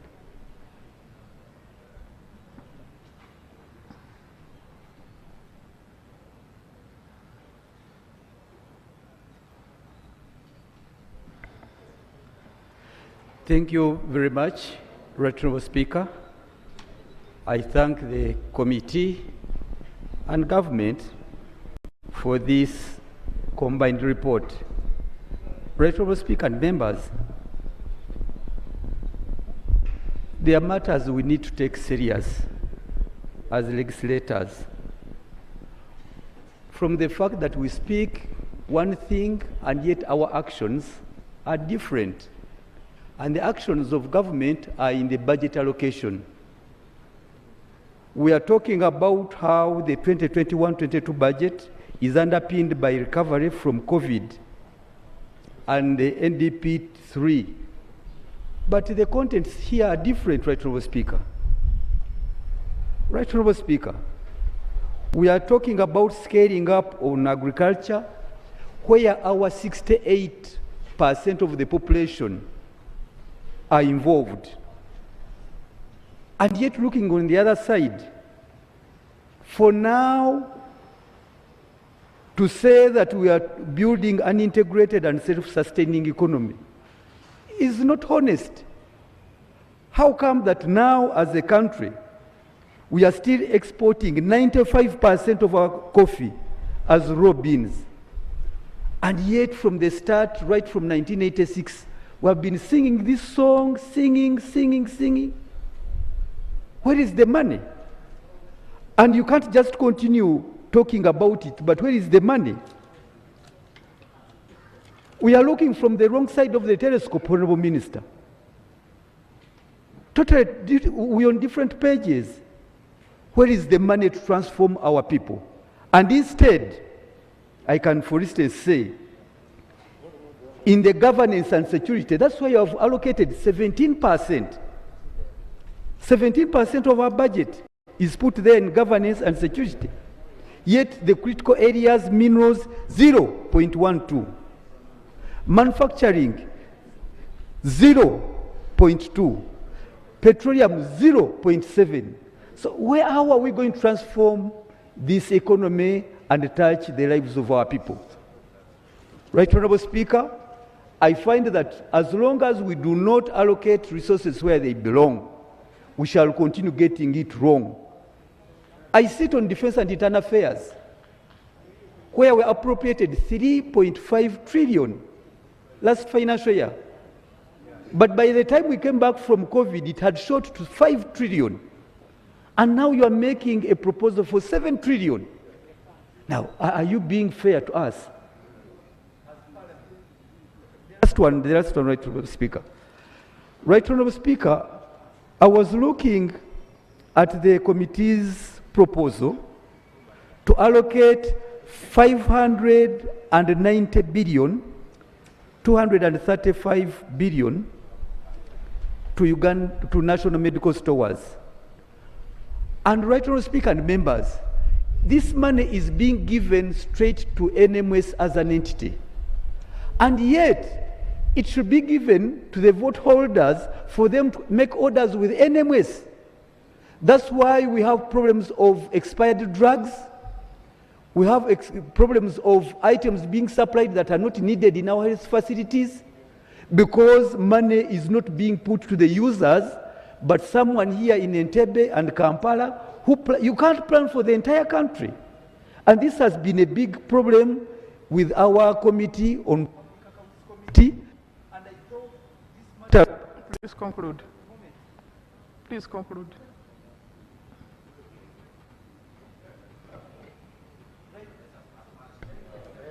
Right on. Okay, half a minute, then conclude, please. Thank you very much. Right Honourable Speaker, if we are talking about the health of our people, there is no way you can have the general manager who is operating as NMS in the entirety. A single man agency cannot manage for the entire country. And now that we are going down, Right Honourable Speaker, it's important that the Committee of Budget reconsiders this, because it is part of the recommendations we made. And lastly, Right Honourable Speaker, Honourable Bright is usually known as a clear minister. I'm surprised when he started telling lies that he interfaced with the committee about the reallocation of money from NEC. He did not. And I'm surprised he has chosen to run away. So it's not true that we touched money from NEC. This was money for the Uganda Air Cargo, and it was a one-off which we supplied. Now they are clinging on it, but in any case, Right Honourable Speaker, we couldn't. The information I'll take. But I've told you to close, now you're taking information. Honorable Basamo. Honorable Basamo. Thank you, my colleague, for giving me. Madam Speaker,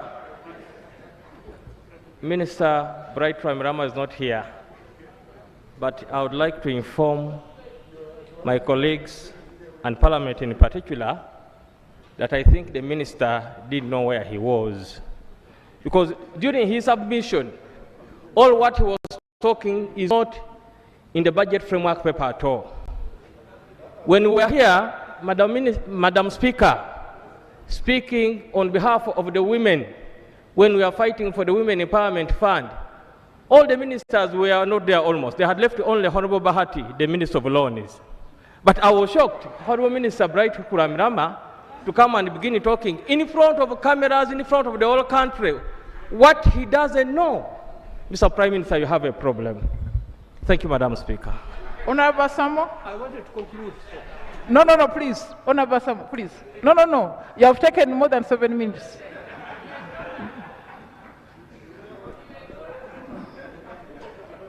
After Honorable Basamo, we invite Honorable Lucy Akelo, who is on Zoom. Yeah, thank you, Right Honourable Speaker. Right Honourable Speaker, first of all, I want to thank the Committee on Budget and also the Minority Report for supporting the issue of the Women Enterprise Fund and government accepting that that money remains with the women. I know that we would have asked for more as a liver twist, because if government really thinks it wants to reach further people, maybe it could have added us more money.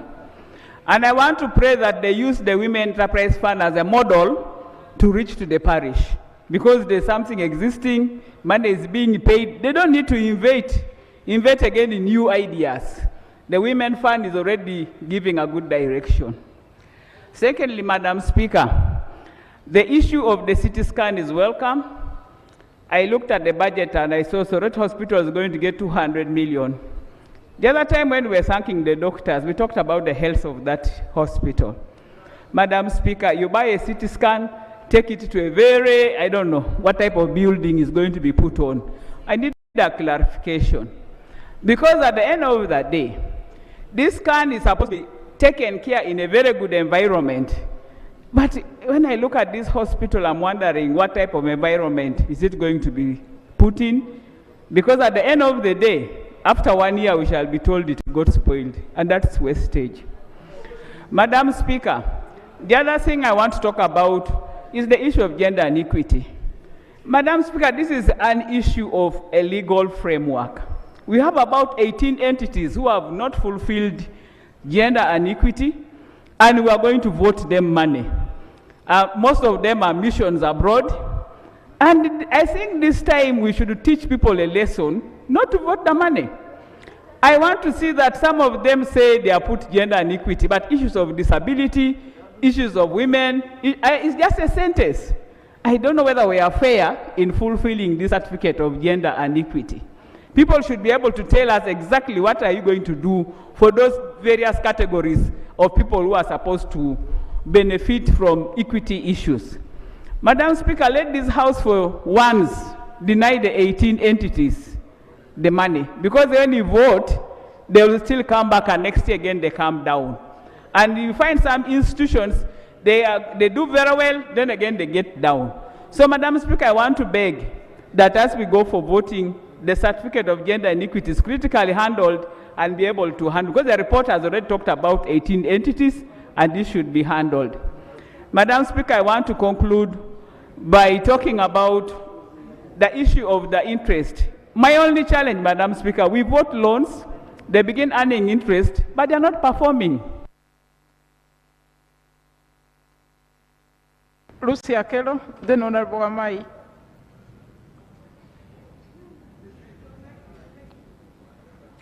Lucy Akelo is on Zoom.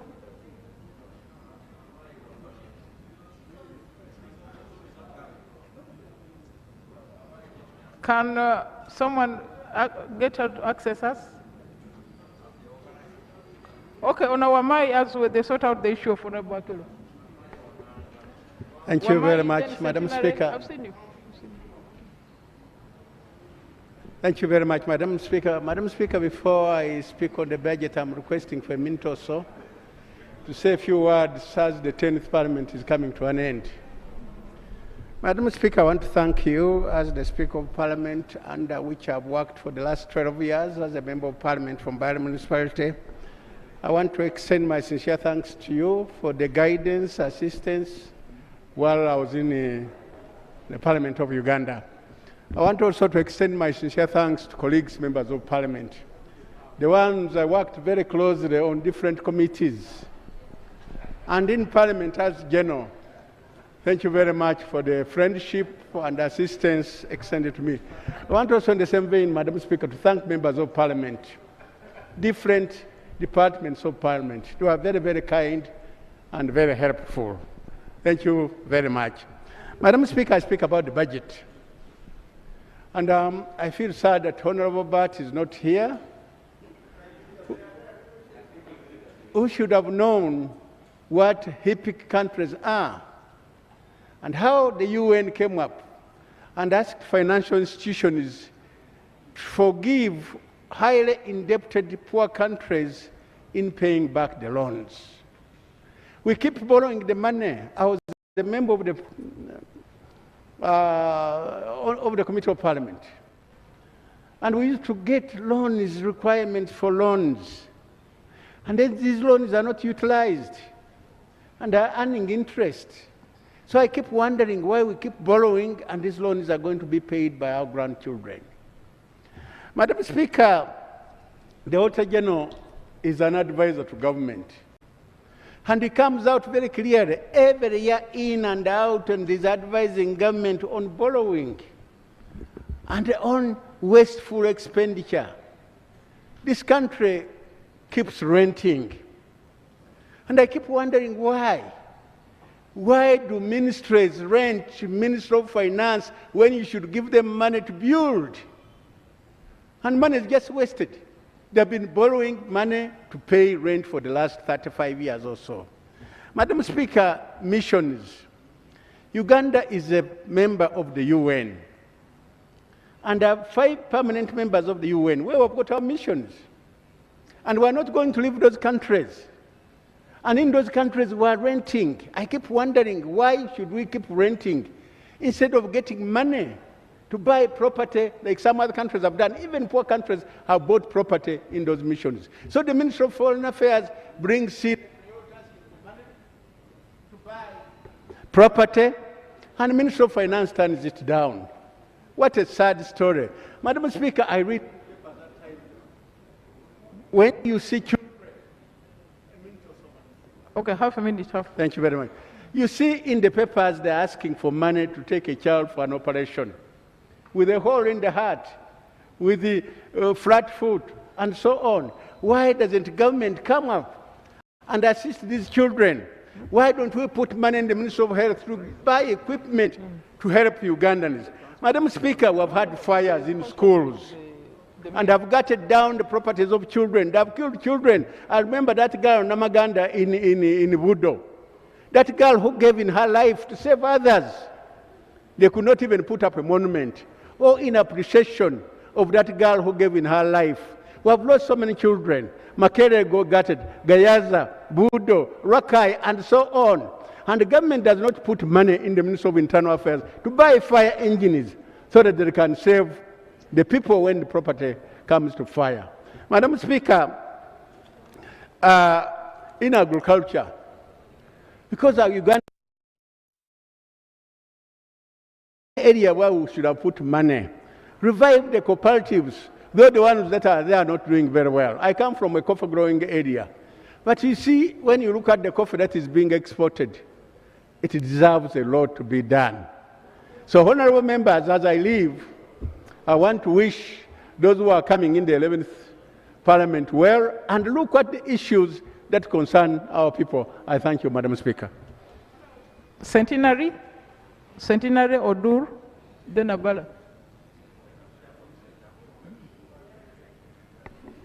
Yes, thank you, Right Honorable Speaker, for giving me the opportunity to make my last contribution towards the national budget in my tenure of office. And I want to address myself to the contingency fund. Right Honorable Speaker, Section 26 of the Public Finance Management Act is very clear about how much money is supposed to be allocated to the contingency fund. And when I look at the 62 billion that has been allocated, amidst the challenges that we have in this country, locusts, COVID, floods, specifically in Kasese, we have 446 households. Honorable Minister for Finance, actually, I want to draw your attention to this. 446 households are in a camp for the last more than 1 year after being displaced by the river Nyamwamba. And nothing has been done to ensure that those people live a decent life. Actually, little has been done, I will not say nothing, apart from the tarpaulins that were provided by the Office of the Prime Minister. And I know that there has been some budget suppression of 285 billion. May I request that some of this money be allocated to settle those people who are encamped, and also Kilembe Mines Hospital, which was washed away, so that the people of Kasese can restore back to their normal life. We don't have a hospital, and we have 446 households in the camps, and we are only budgeting for 62 billion. Whom are we budgeting for? Secondly, the declining allocation to the medical sector of 12%. Honestly speaking, Minister, with a new wave of the pandemic, wouldn't it be prudent that we allocate sufficient resources to the medical sector so that we are able to mitigate and also avert the challenges that may come that are related to health? Because as I speak now, the country is still grappling with what to do about these pandemics that are changing form and coming back every now and then. Number 3, the domestic borrowing. Having increased the domestic borrowing to 11.89 trillion, I think it crowds out companies, especially our banks that are stressed because they don't have any other local sources. And I'm talking about specifically the local banks, because the multinationals can have subsidized the sources of money. But this 11.9 trillion creates a competitive environment between our local companies. Okay. Honorable Odur, Abala, Oshave. Then I've seen you. Thank you very much, Madam Speaker. Madam Speaker, I want to start by inviting the House to recall that the NDP 3 that was brought to this House was never properly debated. At that time, there was a lot of pressure to pass the budget, and we were supposed to get time and reflect on it. All the issues we are raising here and also in the report of the committee is because that some components of the NDP 3 was not thoroughly discussed. Madam Speaker, I'll cite one example. How do you propose that an arm of government, the legislature, becomes a sub-program under the Ministry of Presidency? That is in the NDP 3. How do you propose that the judiciary, and supposedly an independent arm of government, is supposed to be under the presidency? So I want to invite Madam Speaker that if we get time, that NDP 3 should be recalled back and members properly debate, and it is aligned. Madam Speaker, if you look at the budget strategy that has been proposed, on one hand, there is the private sector development. On the other hand, we are going to borrow domestically about 11 trillion. And this effect has always been felt by the private sector. Once government starts competing with private individuals, private sector to borrow, the interest rate goes up. How do you expect the private sector to survive when you, the big bully in the kraal, the government, is also borrowing and competing? This has to be addressed because it's not consistent with what has been proposed. Madam Speaker, this parliament passed and approved new administrative units. It needs about 52 billion to operationalize them. The sub-counties, the town councils, elections took place. and we have political leaders that are in place waiting. But when you look through, we have not provided for them. I wonder how Parliament will be viewed, and I want to invite that at least let's find money to operationalize these administrative units. If government thinks that we made a mistake, let them bring a motion to recall the district, recall the cities, recall the sub-counties and town council, and even perhaps other counties, so that we have a lean administrative structure that we can deal with. Madam Speaker, nevertheless, there is this white horse called local government that has been captured by the spirit of decentralization. How do you decentralize and then you don't give them money? Over time, there has been reduction in money going to local governments, and these are the service delivery points. Now we are 13%. If we want local governments to perform, we should be able to give them more money because they are more visible, they are more closer to our people. Madam Speaker, I want to touch on the vote 007, the principle only on compensation. For the last 10 years, government has been appropriating money to verify war claimants in Lango, in Teso, and in Acholi. I am now seeing here also 1.4 for verification. When are you going to pay? Because these people lost their cattle, their animals, and they are waiting. And I should inform the House that there are two. One, there was a court award that has never been appealed. The government did not appeal once the High Court awarded. And secondly, people who are claiming. So when is government going to pay this? Lastly, Madam Speaker, we should appropriate money. Look at Lira Regional Referral Hospital. Just 200 million for development. Soroti Regional Referral Hospital, 200 million.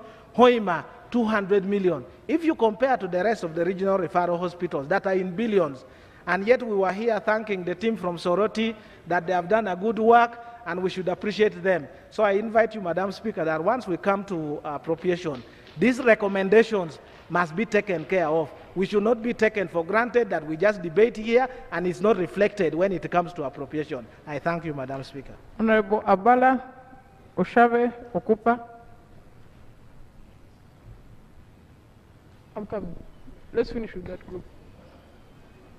Madam Speaker, I want to thank you so much for giving the opportunity. Number two, I want to thank the committee for the job well done. However, I want to begin with when you talk about agriculture, for example. We are talking about 69% of the Ugandans are actually living on a subsistence agriculture. What does that mean in terms of the population? It means 27.2 million people in Uganda are actually living under subsistence agriculture. Now, that means if you are to look at the allocation, the money allocated to NADS, to agriculture, I don't know whether that money is actually going to help.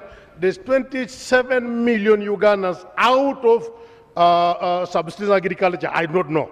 We must think twice on and try to see on how we are going to strengthen and make sure the agri sector is actually okay. Secondly, about health.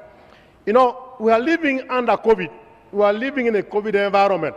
This is why we are passing it during a COVID era. We are not talking about COVID is wherever. It is within Uganda. Madam Speaker, I do not want us to think that or to fear to take risks. My view here is that we must actually increase the money to the health sector. There must be medicine, there must be equipment. Remember, for example, as we talk, India was relaxed the way we were relaxed here in Uganda. There's no difference between us and India at that time, because for them they're even exporting even the vaccines that time. But now what is happening now in India is very serious. That's why we must be able to increase funding for the health sector, so that we are able to see that we shall save life, because we don't know when this corona is going to go away. Then the other one, I want to look at, for example, like my brother here has already said so many points that are actually identified. Concerning Soroti, first of all the buildings are condemned. They are all condemned. All the wards are condemned. Now, you can imagine, all are condemned. Now, the only thing that is not condemned is the medical staff. But as we talk now, Madam Speaker, the buildings already are condemned, including where they operate people. The theater is also condemned. But look at the money they have put, 200 million. I presume this money is for a CT scan. That's why I want us to think here. Remember, we are talking about we're giving billions to Kiru. Just 1 minute. I have to conclude. Madam Speaker, Kiru here is already developed. Here. Developed. Kawempe, developed. But look at Soroti. You are giving 200 million. Kiru is given some billions. It's 3.5 billion. And Soroti, Lira, you look at Mbende, we are talking about 200 million each. What are we talking about? What are we talking about? Are we talking about regional development? Are we talking about Uganda, or we are talking about Kampala being national? I want to, Madam Speaker, for us to think and to try to see on what to be. Finally, Madam Speaker, a situation whereby 40 agencies did not submit their budgets. That one. 226. 40 did not submit. Madam Speaker, this is an embarrassment. It's an abuse, Madam Speaker, to the laws and the rules that govern the issue of budgeting in this country. And they are there, they are employed, they are earning their salaries. And for us here, we are going to approve. My opinion, we should not approve their budgets. In my opinion, when you go to supply. I thank you so much, Madam Speaker. Thank you so much. Honour Oshave, Okupa, Osege, in that order.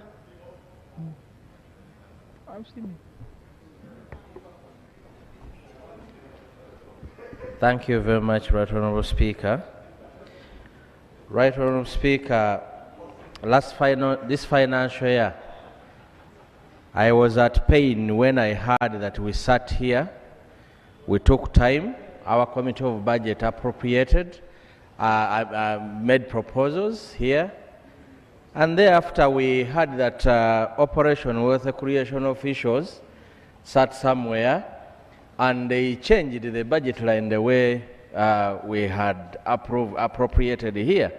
I pray that this time round, what we agree on here as Parliament is taken seriously, and that's what government should operate on. Just in case they find that there is necessity, they should come here and talk to the House and ensure that we are respected, because we take time here to do our work. Right Honourable Speaker, I want to thank the committee for the work they have done, but there are very serious recommendations that, Right Honourable Speaker, we need your guidance on, like on page 9, where I say that the minister responsible for overseeing institutions that fail on gender and equity should be directed to provide a statement to Parliament on what measures they resolve to undertake to the gender. Right Honourable Speaker, we need your guidance. Are they doing it now, before we pass their budget, or after, when we have passed their budget? Right Honourable Speaker, we've been grappling with this problem. Ministries, agencies don't submit to and they don't comply to the law. We need to find a solution.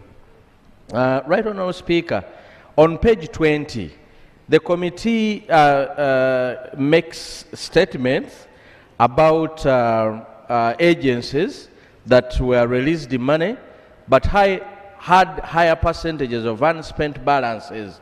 And where I find a challenge, the committee makes no comment about that. They just bypassed it. We need to hear from the Chair Budget Committee. What recommendation has he taken about these agencies where money was sent and they never spent? Madam Speaker, the NAD Secretariat is one of them with 64%, Minister of Education 68%, and Minister of Local Government with budget lines where they got money and never acted upon them. Right Honourable Speaker, I want to make a small comment about the parish model by saying and insisting that the parish model is a good model to talk about, but Right Honourable Speaker, it should not be a program. It must be a policy of government to implement its programs at the parish. It should never been a program that they are looking for money for. All their agencies should send their services at the parish level. Right, Honourable Speaker, as I conclude, I want to say that the minority report was highly spot on the inadequate funding in the agricultural sector. Right, Honourable Speaker, we may pretend that security is more important than agriculture. For over the years, we have pretended like that. But as long as you have a poor people, a people that can never take their children to school, a people that will never treat their children, be able to take their people to hospital. Right, Honourable Speaker, we are doing a self-defeating kind of approach to the economy.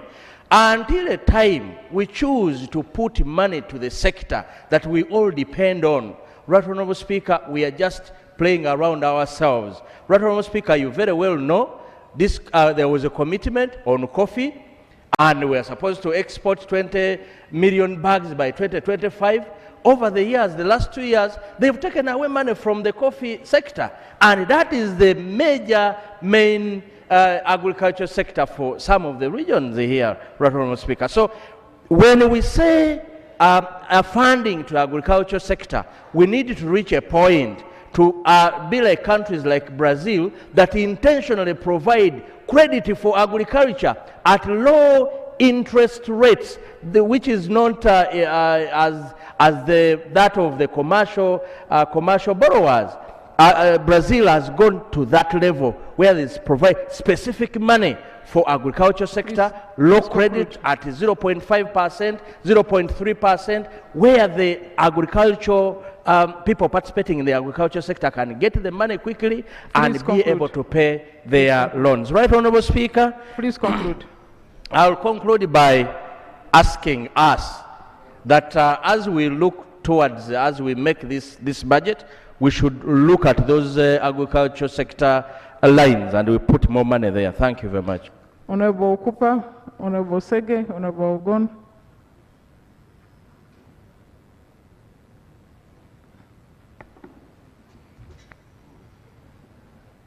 Thank you, Right Honourable Speaker. Right Honourable Speaker, I just feel sorry for my friend, Honourable Bright Ramirama. Madam Speaker, it's out of embarrassment that Honourable Ramirama has left this House. But I don't put blame to him.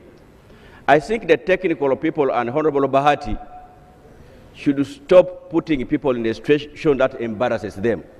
Because it's the document that Honourable Bahati was reading, which I was passed a copy to, which has those wrong figures.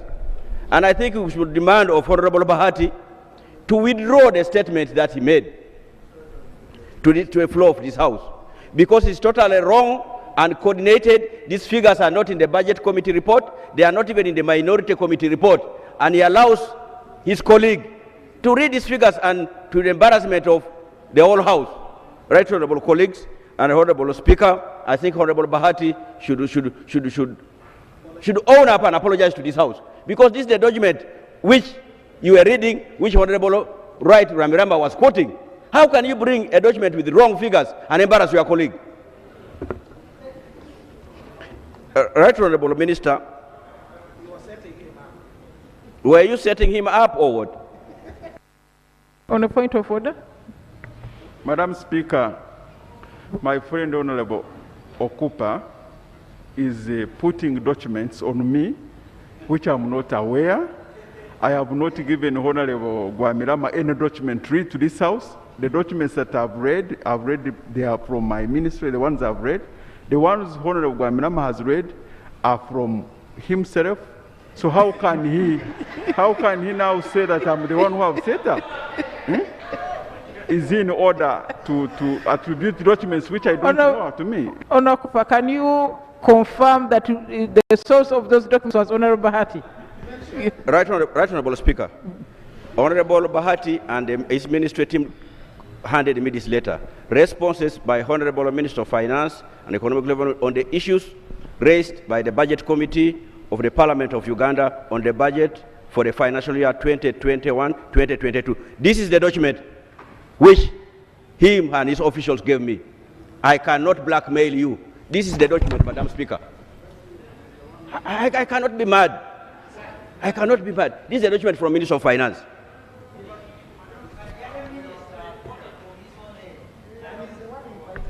We have said that if I'm to submit a document to Parliament, it must be under my signature or the Minister of Finance, and I must lay it on table. That's why we have advised members of Parliament, please don't go behind us to get information when actually we are here. If I have information to give to the House, I lay it. Any document I have not laid on the floor of this House, don't attribute it to me.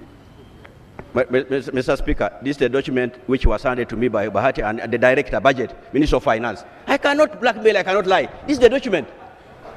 I can even go ahead and name the officer, the Director of Budget.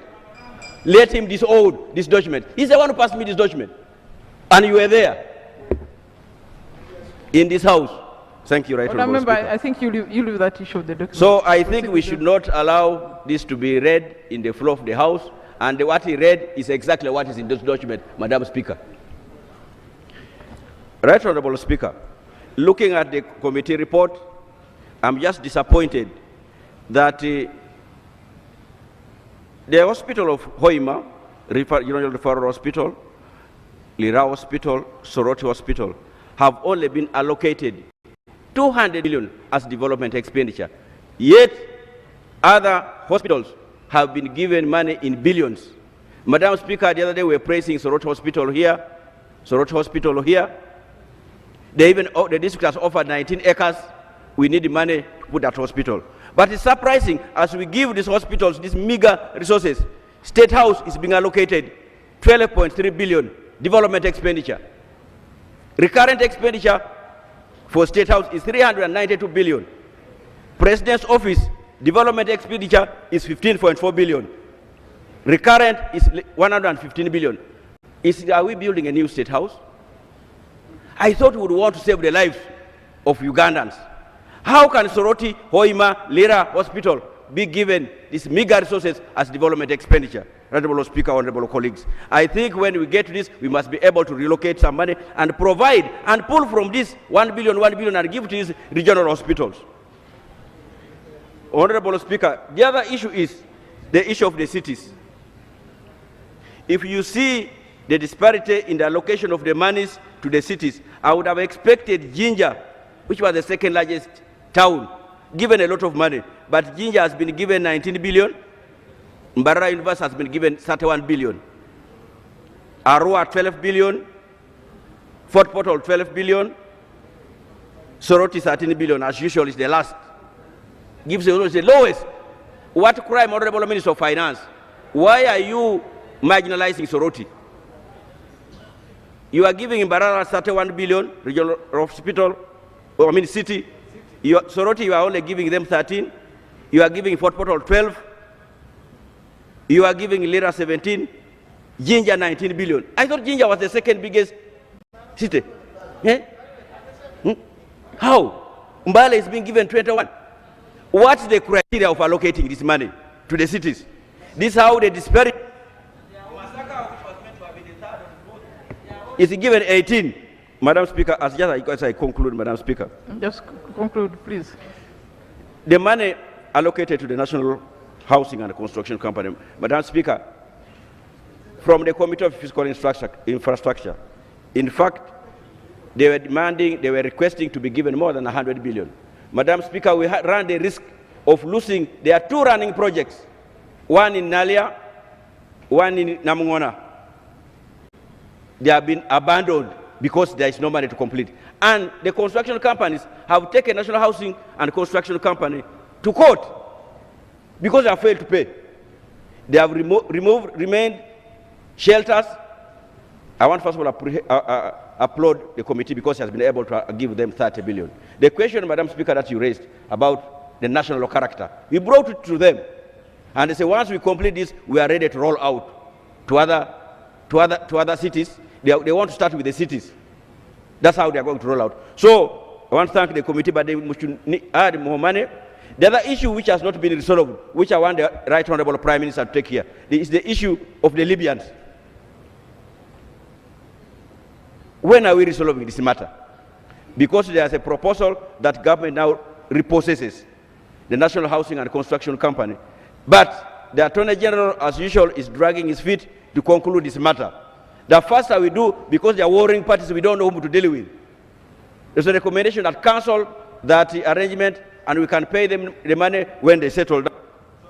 Speaker, that needs handled, Madam Speaker.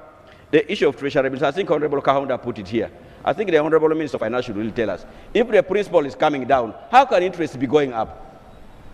I think it is just a foolery, unless I'm being taught new economics now, new principle to understand. But otherwise, I want to agree with the committee of the Budget Committee that we should be able to cut that money. Since the principal has come down, even the treasury must come down. It's again in this document here where Ramirama was reading from. It also has that thing that the principal has gone up, which is nowhere in the document. Thank you, Right Honorable Speaker. Honorable Osege, 3 minutes, then Aogon, Mukula, Oseku.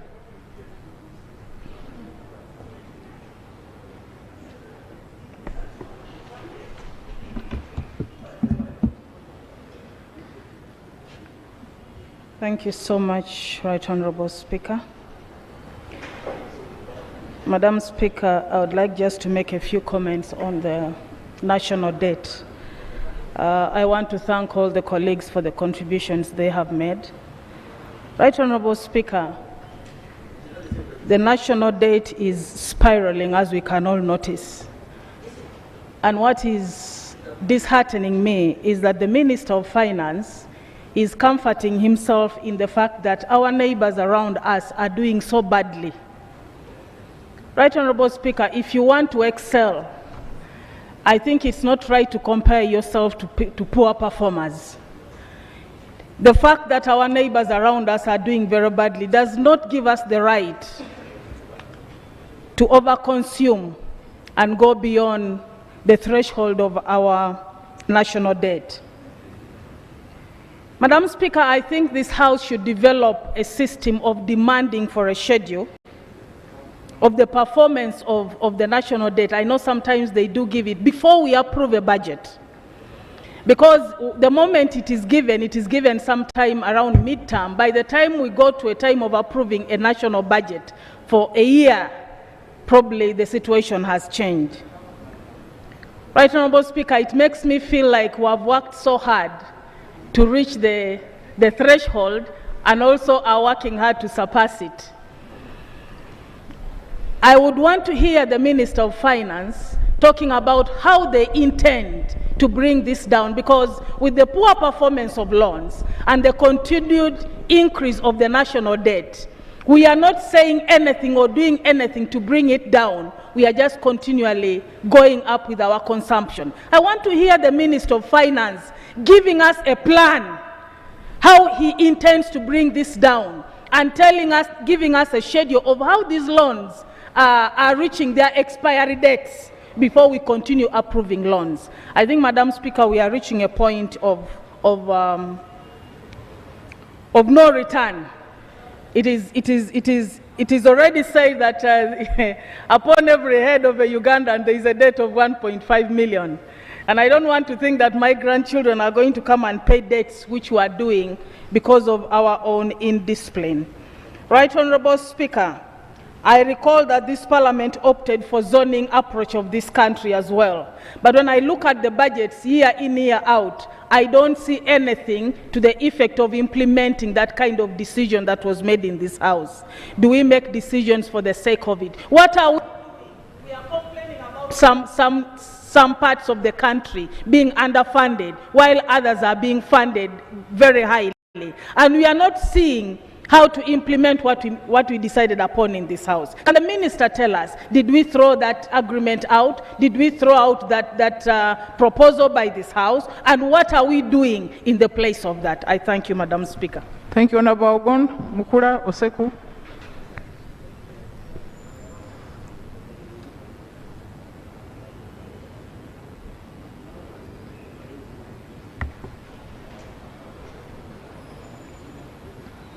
Honorable Speaker, I thank you so much, and I also want to appreciate the committee. The most difficult task that we have always in this House is to balance the budget. And on a day like this one, people knock heads up and down, left and right, because everybody wants to gain. So, Madam Speaker, it's not easy. Honorable Obati, the Minister for Planning, I want to appreciate you. It is not easy to be where you are. Honorable Speaker, we are at a time where this pandemic has taught nearly every country a lesson. And I want to start right away from the issue of health.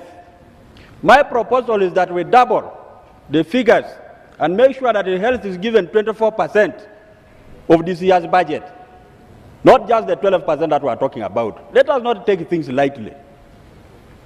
The roads can stay for now. If we want to attend to the roads, we can make the bridges so that everybody is able to cross first to the other side of the country. But we stay the rest. Honorable Speaker, I'm concerned about the issue of Soroti. The hospital in Soroti has done a tremendous job. Last time we paid tribute to Dr. Podo here and the team. And today, the twin who survived has been discharged. By God's grace, that baby has survived. It is good news for us. But this kind of budgeting is now showing one thing, that we normally speak here for the sake of speaking. I've seen people today raising voices here, but we are raising those voices in vain, most likely. Yes, because I wonder, yes, after making this noise, where does it end? That is the issue that perturbs me. Yeah, it becomes noise when no action is following it. Madam Speaker, I have the issue of inequality. That one is evident now in this entire budgeting process system. What are the formulas being applied in determining who gets what? That is where the problem is. Issues of regional balance. Even when we talk about road network, who gets how many kilometers? Our road from Ukumi to Serere via Ngora, up to date, has not been budgeted for. But some places have kept on getting budgets for tarmac. We all pay the loans. So what happens, Right Honorable Speaker? I think we have a big problem. But to revise it back a little and go to the issue of revenue collection, you will allow me, Madam Speaker, just a very short time, just to follow on the observation made by the committee on the issue of domestic debt. The sustainability, we already at the bar. Because if the limit is 20%, and we are talking of 19.9%, that is like behaving like petrol stations. For them, they write the price of fuel. Instead of saying 4,500, they put there 3,999. Remove one digit so that you see like there's a change. So we have already hit a bar. We have hit the bar. And I don't know what we are going to do. Madam Speaker, I want to beg that this country accepts one thing. The most important thing right now for us is to budget for health. The second one is to attend to productivity of our people. Let us try to create a demand. Can we attend to post-harvest handling in terms of agriculture and then create markets for these agricultural products? If we did that, we shall survive the effects of the pandemic. And finally, Madam Speaker, the issue of the money that you always send to UNDP, this Development Bank, there are sectors which have remained suffering. Those in entertainment, those who are not yet operating up to now, they have never been attended to. If we don't balance the country and allow those people to recover, we shall sink together in one big boat. I thank you. Ono Mukula, 3 minutes, Ono Boseku, Komake Chinandala, Ondatiku.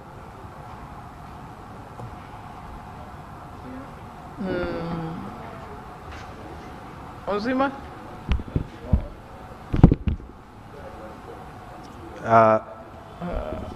Thank you, Right Honorable Speaker. First of all, I would like to thank you for the job well done, and I remind you that this is my last submission where I'm basically going on leave, sabbatical. and it is intentional, just intentional. I am an advocate of corruption eradication. That is mainly why I withdrew to study the country for these 4 or 5 years. Nevertheless, you have my support, and we are many out there. You have been a good mama, and you, mama, you must go through. Yes, we are going to do definitely something out there. Whether you are reallocating resources, whether you have planned for 100 trillion or not, without fixing this disease called corruption, without putting energies into eradication of corruption, we are wasting time.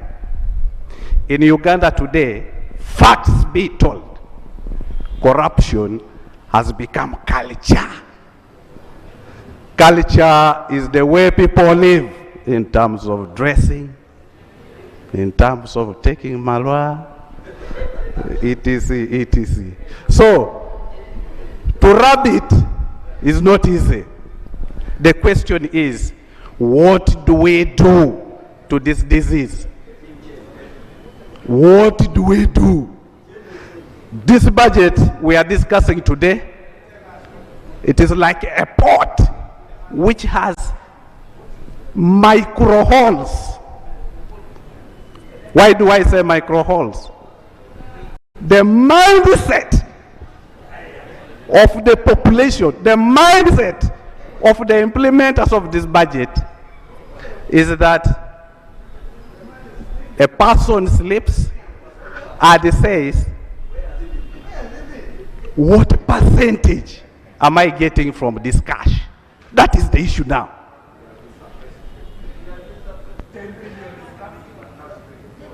Please 1 minute. Please conclude. Which percentage will I get? That is the mindset now. So, we need to do 2 things. Increase funding for the systems implementers, for the systems controllers, and also maybe we get some budget line for maybe pastors, reverends, we incorporate in some ministry to try to talk to our people. I beg to submit. Thank you very much, Honorable Seku. Oseku Komake Chinandara, Atiku Onzima. Thank you, Madam Speaker. And I would like to appreciate the work of the committee in putting together the report of this budget. And I want to submit from a point of appreciation specifically to the allocation made to the regional referral hospitals to acquire imaging systems, the CT scans. Madam Speaker, it is so rampant these days that most of the people are referred for scans, but there are no CT scans, there are no scan machines in hospitals. And this is a step forward, I think, that we need to appreciate. However, traveling to the regional referral hospitals is a bit of a problem for most of our people. And I want to say that there should be a step to enhance this initiative so that we provide the CT scans at the general hospitals. Madam Speaker, as leaders, most of the times the people come to us and say, I have been told to go for a scan, and they don't have the money. So this speaks a lot that we need to acquire these machines for the general hospitals as well. But also, I will seek clarification from the committee because a general search on the internet provides that a CT scan costs between $2 to $3 million. But the provision on the report is giving it $35,000. Come again? $350,000. So I would want to know which type of machines you are acquiring. I hope they are not going to be substandard. And then, when you look at the search at the internet, still you have a refurbished CT machine costing $65,000.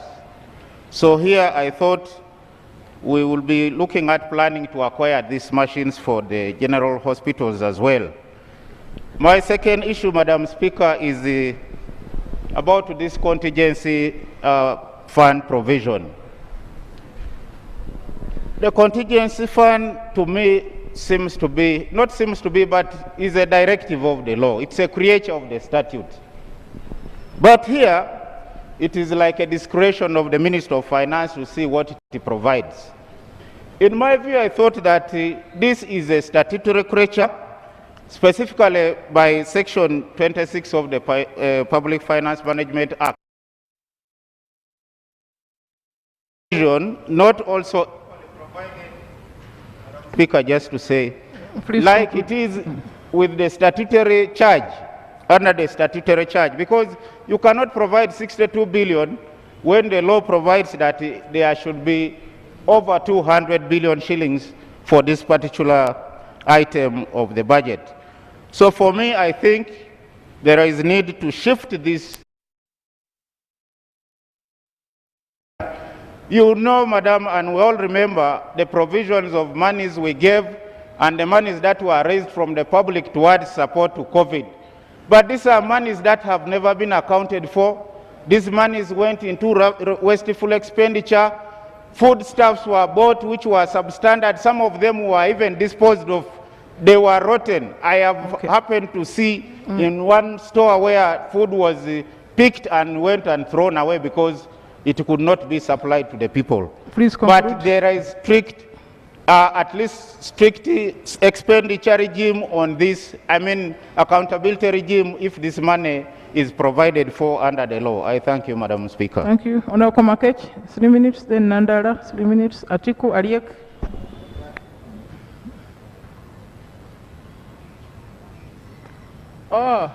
Okay.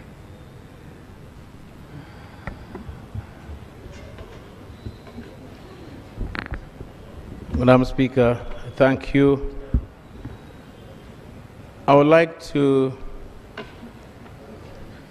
make some contribution towards the line of support to Northern Uganda, especially on the Peace Recovery and Development Plan. Madam Speaker, this is a plan that was supposed to ensure that Northern Uganda, as an affirmative action, get on board with the rest of the country. And over 95 billion was appropriated for this. But when we struggled and insisted that this money be given back to where it should be, we are amazed that this money has been given back with a very heavy subtraction. We need the 20 billion that was removed from this PRDP development plan to be reinstated, because we cannot have plans that should be implemented, that are ongoing, to be just thrown out. And the Minister of Finance, I think it is logical that in any society, when you do affirmative action, because it is giving advantage to the disadvantaged, just like, say, let the children eat. But if you begin as an adult to share with the children, with your big fingers, what will the children have? We are just recovering. We request that this money be reinstated. The 20 billion that was subtracted with very simple arithmetic should be taken back. And then too, Madam Speaker, I raised a matter of national importance 2 weeks ago on issues pertaining the Uganda printers in Entebbe. And you as well directed that the Minister of Presidency come to this house after 2 weeks. It elapsed, the minister never showed up, and yet Uganda Printers and Publishing Corporation are actually, they are just in coma. This is a government printer that was established in 1902. They are just limping. Nothing is being given to support them.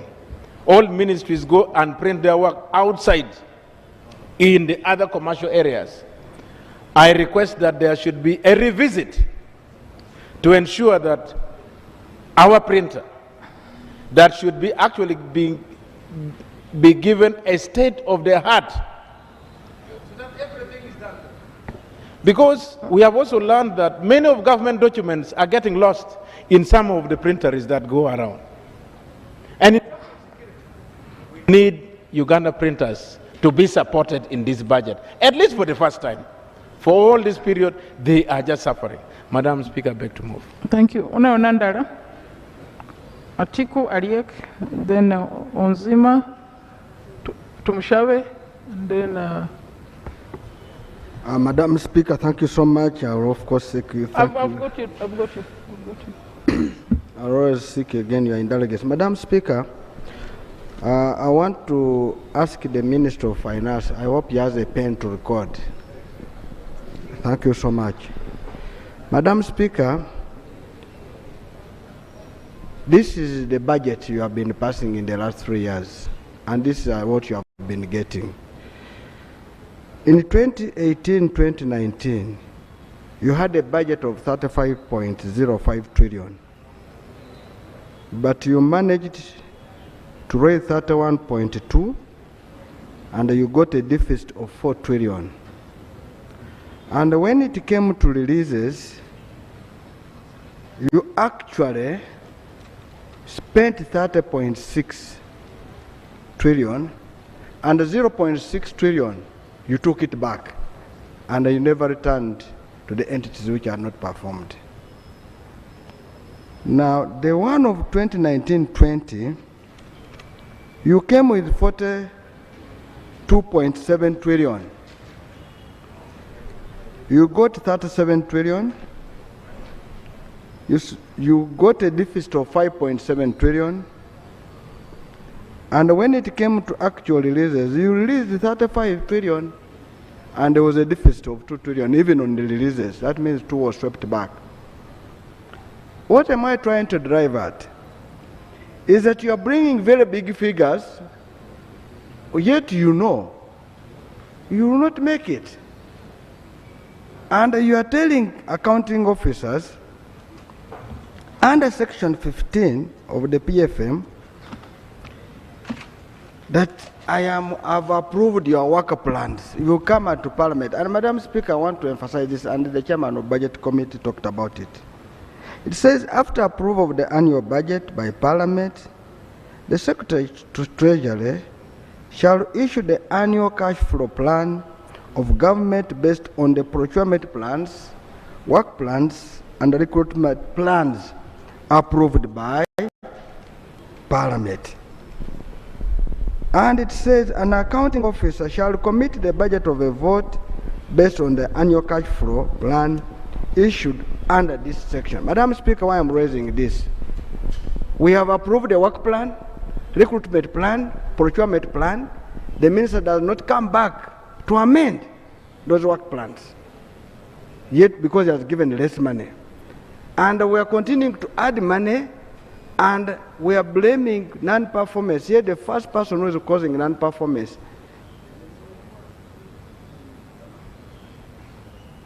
Please conclude. You need this thing to deal with that. Madam Speaker, on page 27 of the committee, grants are missing. You are only talking about borrowing locally, domestically. So what happens to the grants? Are we going to go do off budget? And I would request the committee to help. Minerals, Madam Speaker, there's a clear report which is talking that minerals are being taken out of this country in form of samples. People come and carry trailers, they are saying they are carrying soil to go and to test samples. Yet they are taking minerals in those trailers. Why? The Minister of Finance has refused to provide money for weighing bridges. to make sure the inspectors of mining are not there. And it is believed if we invest more money in way bridges and in inspectors, the mining sector is going to be one of the main performing sector with more NTR to fund your budget. And I would propose, colleagues, that at an appropriate time, we should put more money in minerals so that we collect more money in that sector. The entities which have not submitted budgets, it means the accounting office has failed. And if the accounting office has failed, Madam Speaker, there's nothing we have to wait for. The entity is not the one which fails. There's no way you can say Parliament has failed. It is an individual in Parliament who was meant to do an activity who has failed. And that's the person you should deal with. So, Madam Speaker, I want at an appropriate time, in fact now, that we retire these accounting officers in the interest of the people of Uganda. And Madam Speaker, I am looking forward that sanctions are taken to such accounting officers who are non-performers. And finally, investment in the health sector is very important. And at an appropriate time, we're going to move on this budget to take care of the health sector. If we have no medicine in our hospitals where we all go, Madam Speaker, we'll be doing a disservice. Even to go and dig, to go to school, to go and drink, to go and dance, to come to Parliament. Please close. Please close. I thank you, Madam Speaker. Honorable Atiku, 3 minutes, followed by Honorable Aliek. Honorable Mushabe. You've just come. Thank you, Right Honourable Speaker. I also want to support the committee and thank them for the good work. Madam Speaker, I'll speak on 3 issues, starting with the issue of the cities. When you look at the figures that have been allocated, Madam Speaker, I've just been consulting with Arua. It seems somebody just sat in the Ministry of Finance and decided to give whatever figures he wishes for the cities. The disparities here are glaring. Some of the municipalities are actually having more funds allocated to them for development, living cities. And I thought, Madam Speaker, that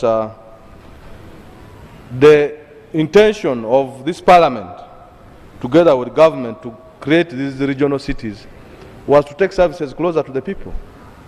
Now you give Arua 12 billion, and then you give Mbarara 31 billion. Do you want people from West Nile to migrate and go to Mbarara? And yet you had created a rural city for them to remain there so that they can get employment opportunities there. So, Madam Speaker, I think once we reach appropriation stage, some of these figures have to be rationalized so that we start from where they go. This is the first budget for these cities, and they need to start at par. This business of creating disparities right from the start so that others, abalabakone, then abalabakolechi, this will not be entertained, Madam Speaker. Honorable Hati, take note. When we reach appropriation stage, we have to rationalize these figures the way the person who put them rationalized them in Ministry of Finance. Madam Speaker, the second issue is regarding the universities. It was again this Parliament which created these universities. I'm happy that almost all the 15 cities have now a public university. Yes, we shall come there. But at least there's something that these universities are now doing. But Madam Speaker, the monies that these universities require to make an impact has not been given to them. Muni University has always been in the corridors of Parliament here, lobbying for what government should have done. Madam Speaker, just a minute. What government should have done in their full right if they were really if they meant what they meant by establishing these universities in these regions. So, Madam Speaker, once we reach appropriation stage also, the issue of funding for universities needs to be looked into. Last but not least, Madam Speaker, the issue of affirmative action for northern Uganda. There was an attempt actually for dissolving some of the affirmative funding to northern Uganda, especially to the Ministry of Northern Uganda. If it were not for us coming quickly, I think we will not be talking about a Ministry of Northern Uganda.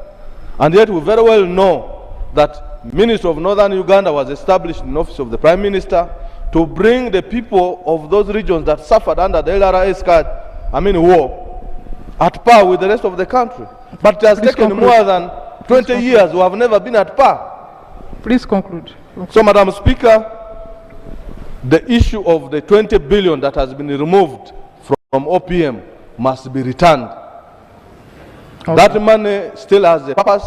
If we are to remove affirmative action from the region, we need to evaluate the impact of the programs that have been put for the region before we transition to normal funding. I thank you, Madam Speaker. Honorable Baliek. Honorable Katushave.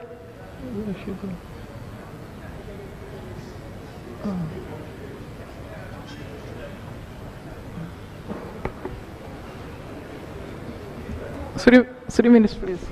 Thank you very much, Madam Speaker. Madam Speaker, I'm concerned about the budget release which is not spent by most of the MDAs. Madam Speaker, looking at the report from the Committee of Budget 2020-2021, there's quite a lot of MDAs that did not spend their money.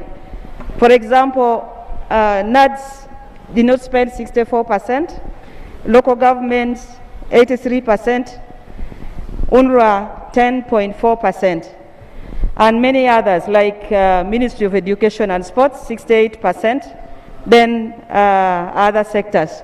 Madam Speaker, I don't know why we release a lot of money to these MDAs and they fail to spend them. I would like to ask the Minister why the local governments, the ministries, and then the agencies fail to spend this money. And now we are in the budgeting period. We want to add them more money. They are requesting every day that they are meeting challenges. But you find that these people are not spending the money. So, Madam Speaker, I don't know what challenges these people face. I think probably the Minister of Finance should first of all take a detailed research on why these MDAs fail to spend money. This is taxpayers' money. Like I've been consulting our people of Kole. One of the reasons why they are not spending this money is the late release from Minister of Finance. So we would like to know why funds are released late and our people fail to spend this money when we have lack of water, poor education, we have lack of health services.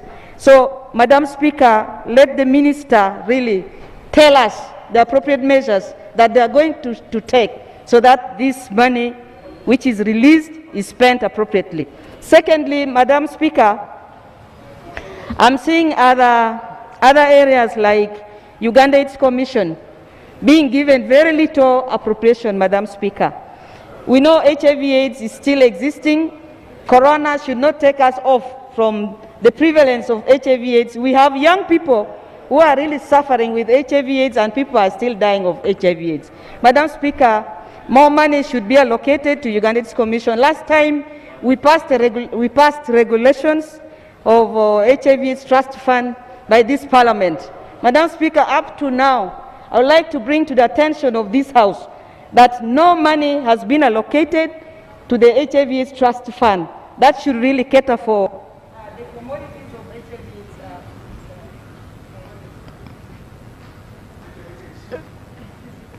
Okay. Yes, Just conclude, please. Thank you. Let me wind up, Madam Speaker. That is about HIV/AIDS, Madam Speaker. We want this money so that we are able to have our domestic financing for HIV/AIDS. Should the donors withdraw, Uganda will go into what I don't know how to call it, but we shall see the prevalence increasing and many people dying because they will not have access to services. Madam Speaker, another thing that I would like to touch briefly is the Department of Ethics and Integrity. It has just been allocated 650 million, Madam Speaker. This is, yes, ethics and integrity is very important. I must assure this House that this is the department which should check morals in this country. They should check morals in planning, budgeting, and even implementation of programs. They are even the people who are supposed to check corruption in this country. But, Madam Speaker, I think we are not seeing this sector performing because they have ever been given very little money. Okay. We want morals, yes. Let them be allocated something reasonable so that they are active on the ground, and we see how these other things that I've talked about should be checked, Madam Speaker. Thank you. Thank you so much. Honorable Katushabe, where's Ruth? Okay, we are on this side. Then I'm coming to Honorable Zima. I'm coming. Thank you, Right Honorable Speaker, for the opportunity.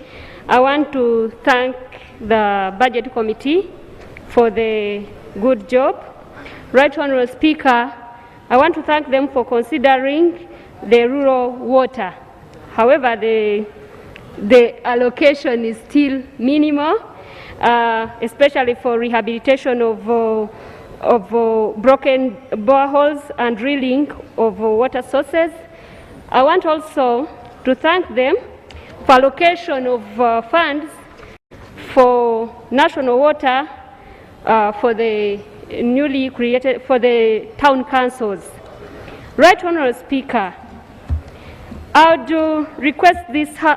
to request this House to draw our attention on the health center FOS. There are some health centers that were to be upgraded as a health center FOS, like in case of my constituents, Bigasa Health Center. The Ministry of Health came and inspected. They said that they cannot upgrade that health center because it didn't have a theater. I request this House that we allocate funds for such health centers so that we decongest the referral hospitals. Right Honorable Speaker, I also add my voice that we should put more funds, we should look at post-handling issues and also the value addition to increase the prices of our commodities, of our products. Thank you, Right Honorable Speaker, for the opportunity. Thank you, Honorable Onzima. Honorable Kefa Chiwanuka, Senyonga Rakojo, and then Honorable Minister, Northern Uganda. Thank you, Madam Speaker. I want to thank you for the opportunity. Honorable Speaker, I just want to raise one issue. Kayunga Hospital and Yumbe Hospital were given money to be upgraded and also expanded. Before this budgeting process, the local government of Yumbe received a lot of communication from public service, from Ministry of Health, to upgrade it into regional referral hospital status. This was because the size of the hospital was so big, including the new structure of the civil servants, which was supposed to be around 534. Then the bedding capacity for the hospital is increased to 250, that is for ordinary, and 26 for the private. So they communicated that Yumbe Hospital was uplifted into a referral hospital. But as we talk now, there is also a new communication being sent to the district that they should budget the district, the hospital at a district status, hospital status. Yet the number of the people who are supposed to be employed there is increased, the number of beds. In other words, the costs are beyond the capacity of the district. But when I had tried to consult the chairperson committee budget and also committee on health, they had told me, yes, Yumbe was considered, because I had not seen into their reports. But as I talk now, Kayunga has been taken and considered, but Yumbe is left out. So I wanted to get clarification from Minister of Finance, the criteria they used to consider Kayunga, but then for Yumbe it will remain. Because as we talk now, the size of the hospital and even the people who are supposed to be employed, it is beyond. So, Honourable Minister, I wanted to, because when my technical team called me, and when they tried to find clarification from Minister of Health, they were told that maybe you talk to your politicians. So if resources are supposed to be allocated just because somebody as a politician has talked about it, not based on facts on the ground, I don't know it will help. Because at the end of the day, they will look even at the faces of politicians. For this one, give. For this one, don't give. I don't think that will be the best way of trying to allocate our resources. So I want even when President went during the campaigns, he went and opened. When the President went during campaigns and he went to visit Yumbe as a district, purposely to commission this hospital, it was commissioned as a regional referral hospital to take into consideration the catchment area from Adjumani to Maracha. But now it has been left out. I think we need clarification on this particular matter. I thank you, Madam Speaker. Thank you. Honorable Chiwanuka, then Senyonga, Rakojo, then Minister for Northern Uganda.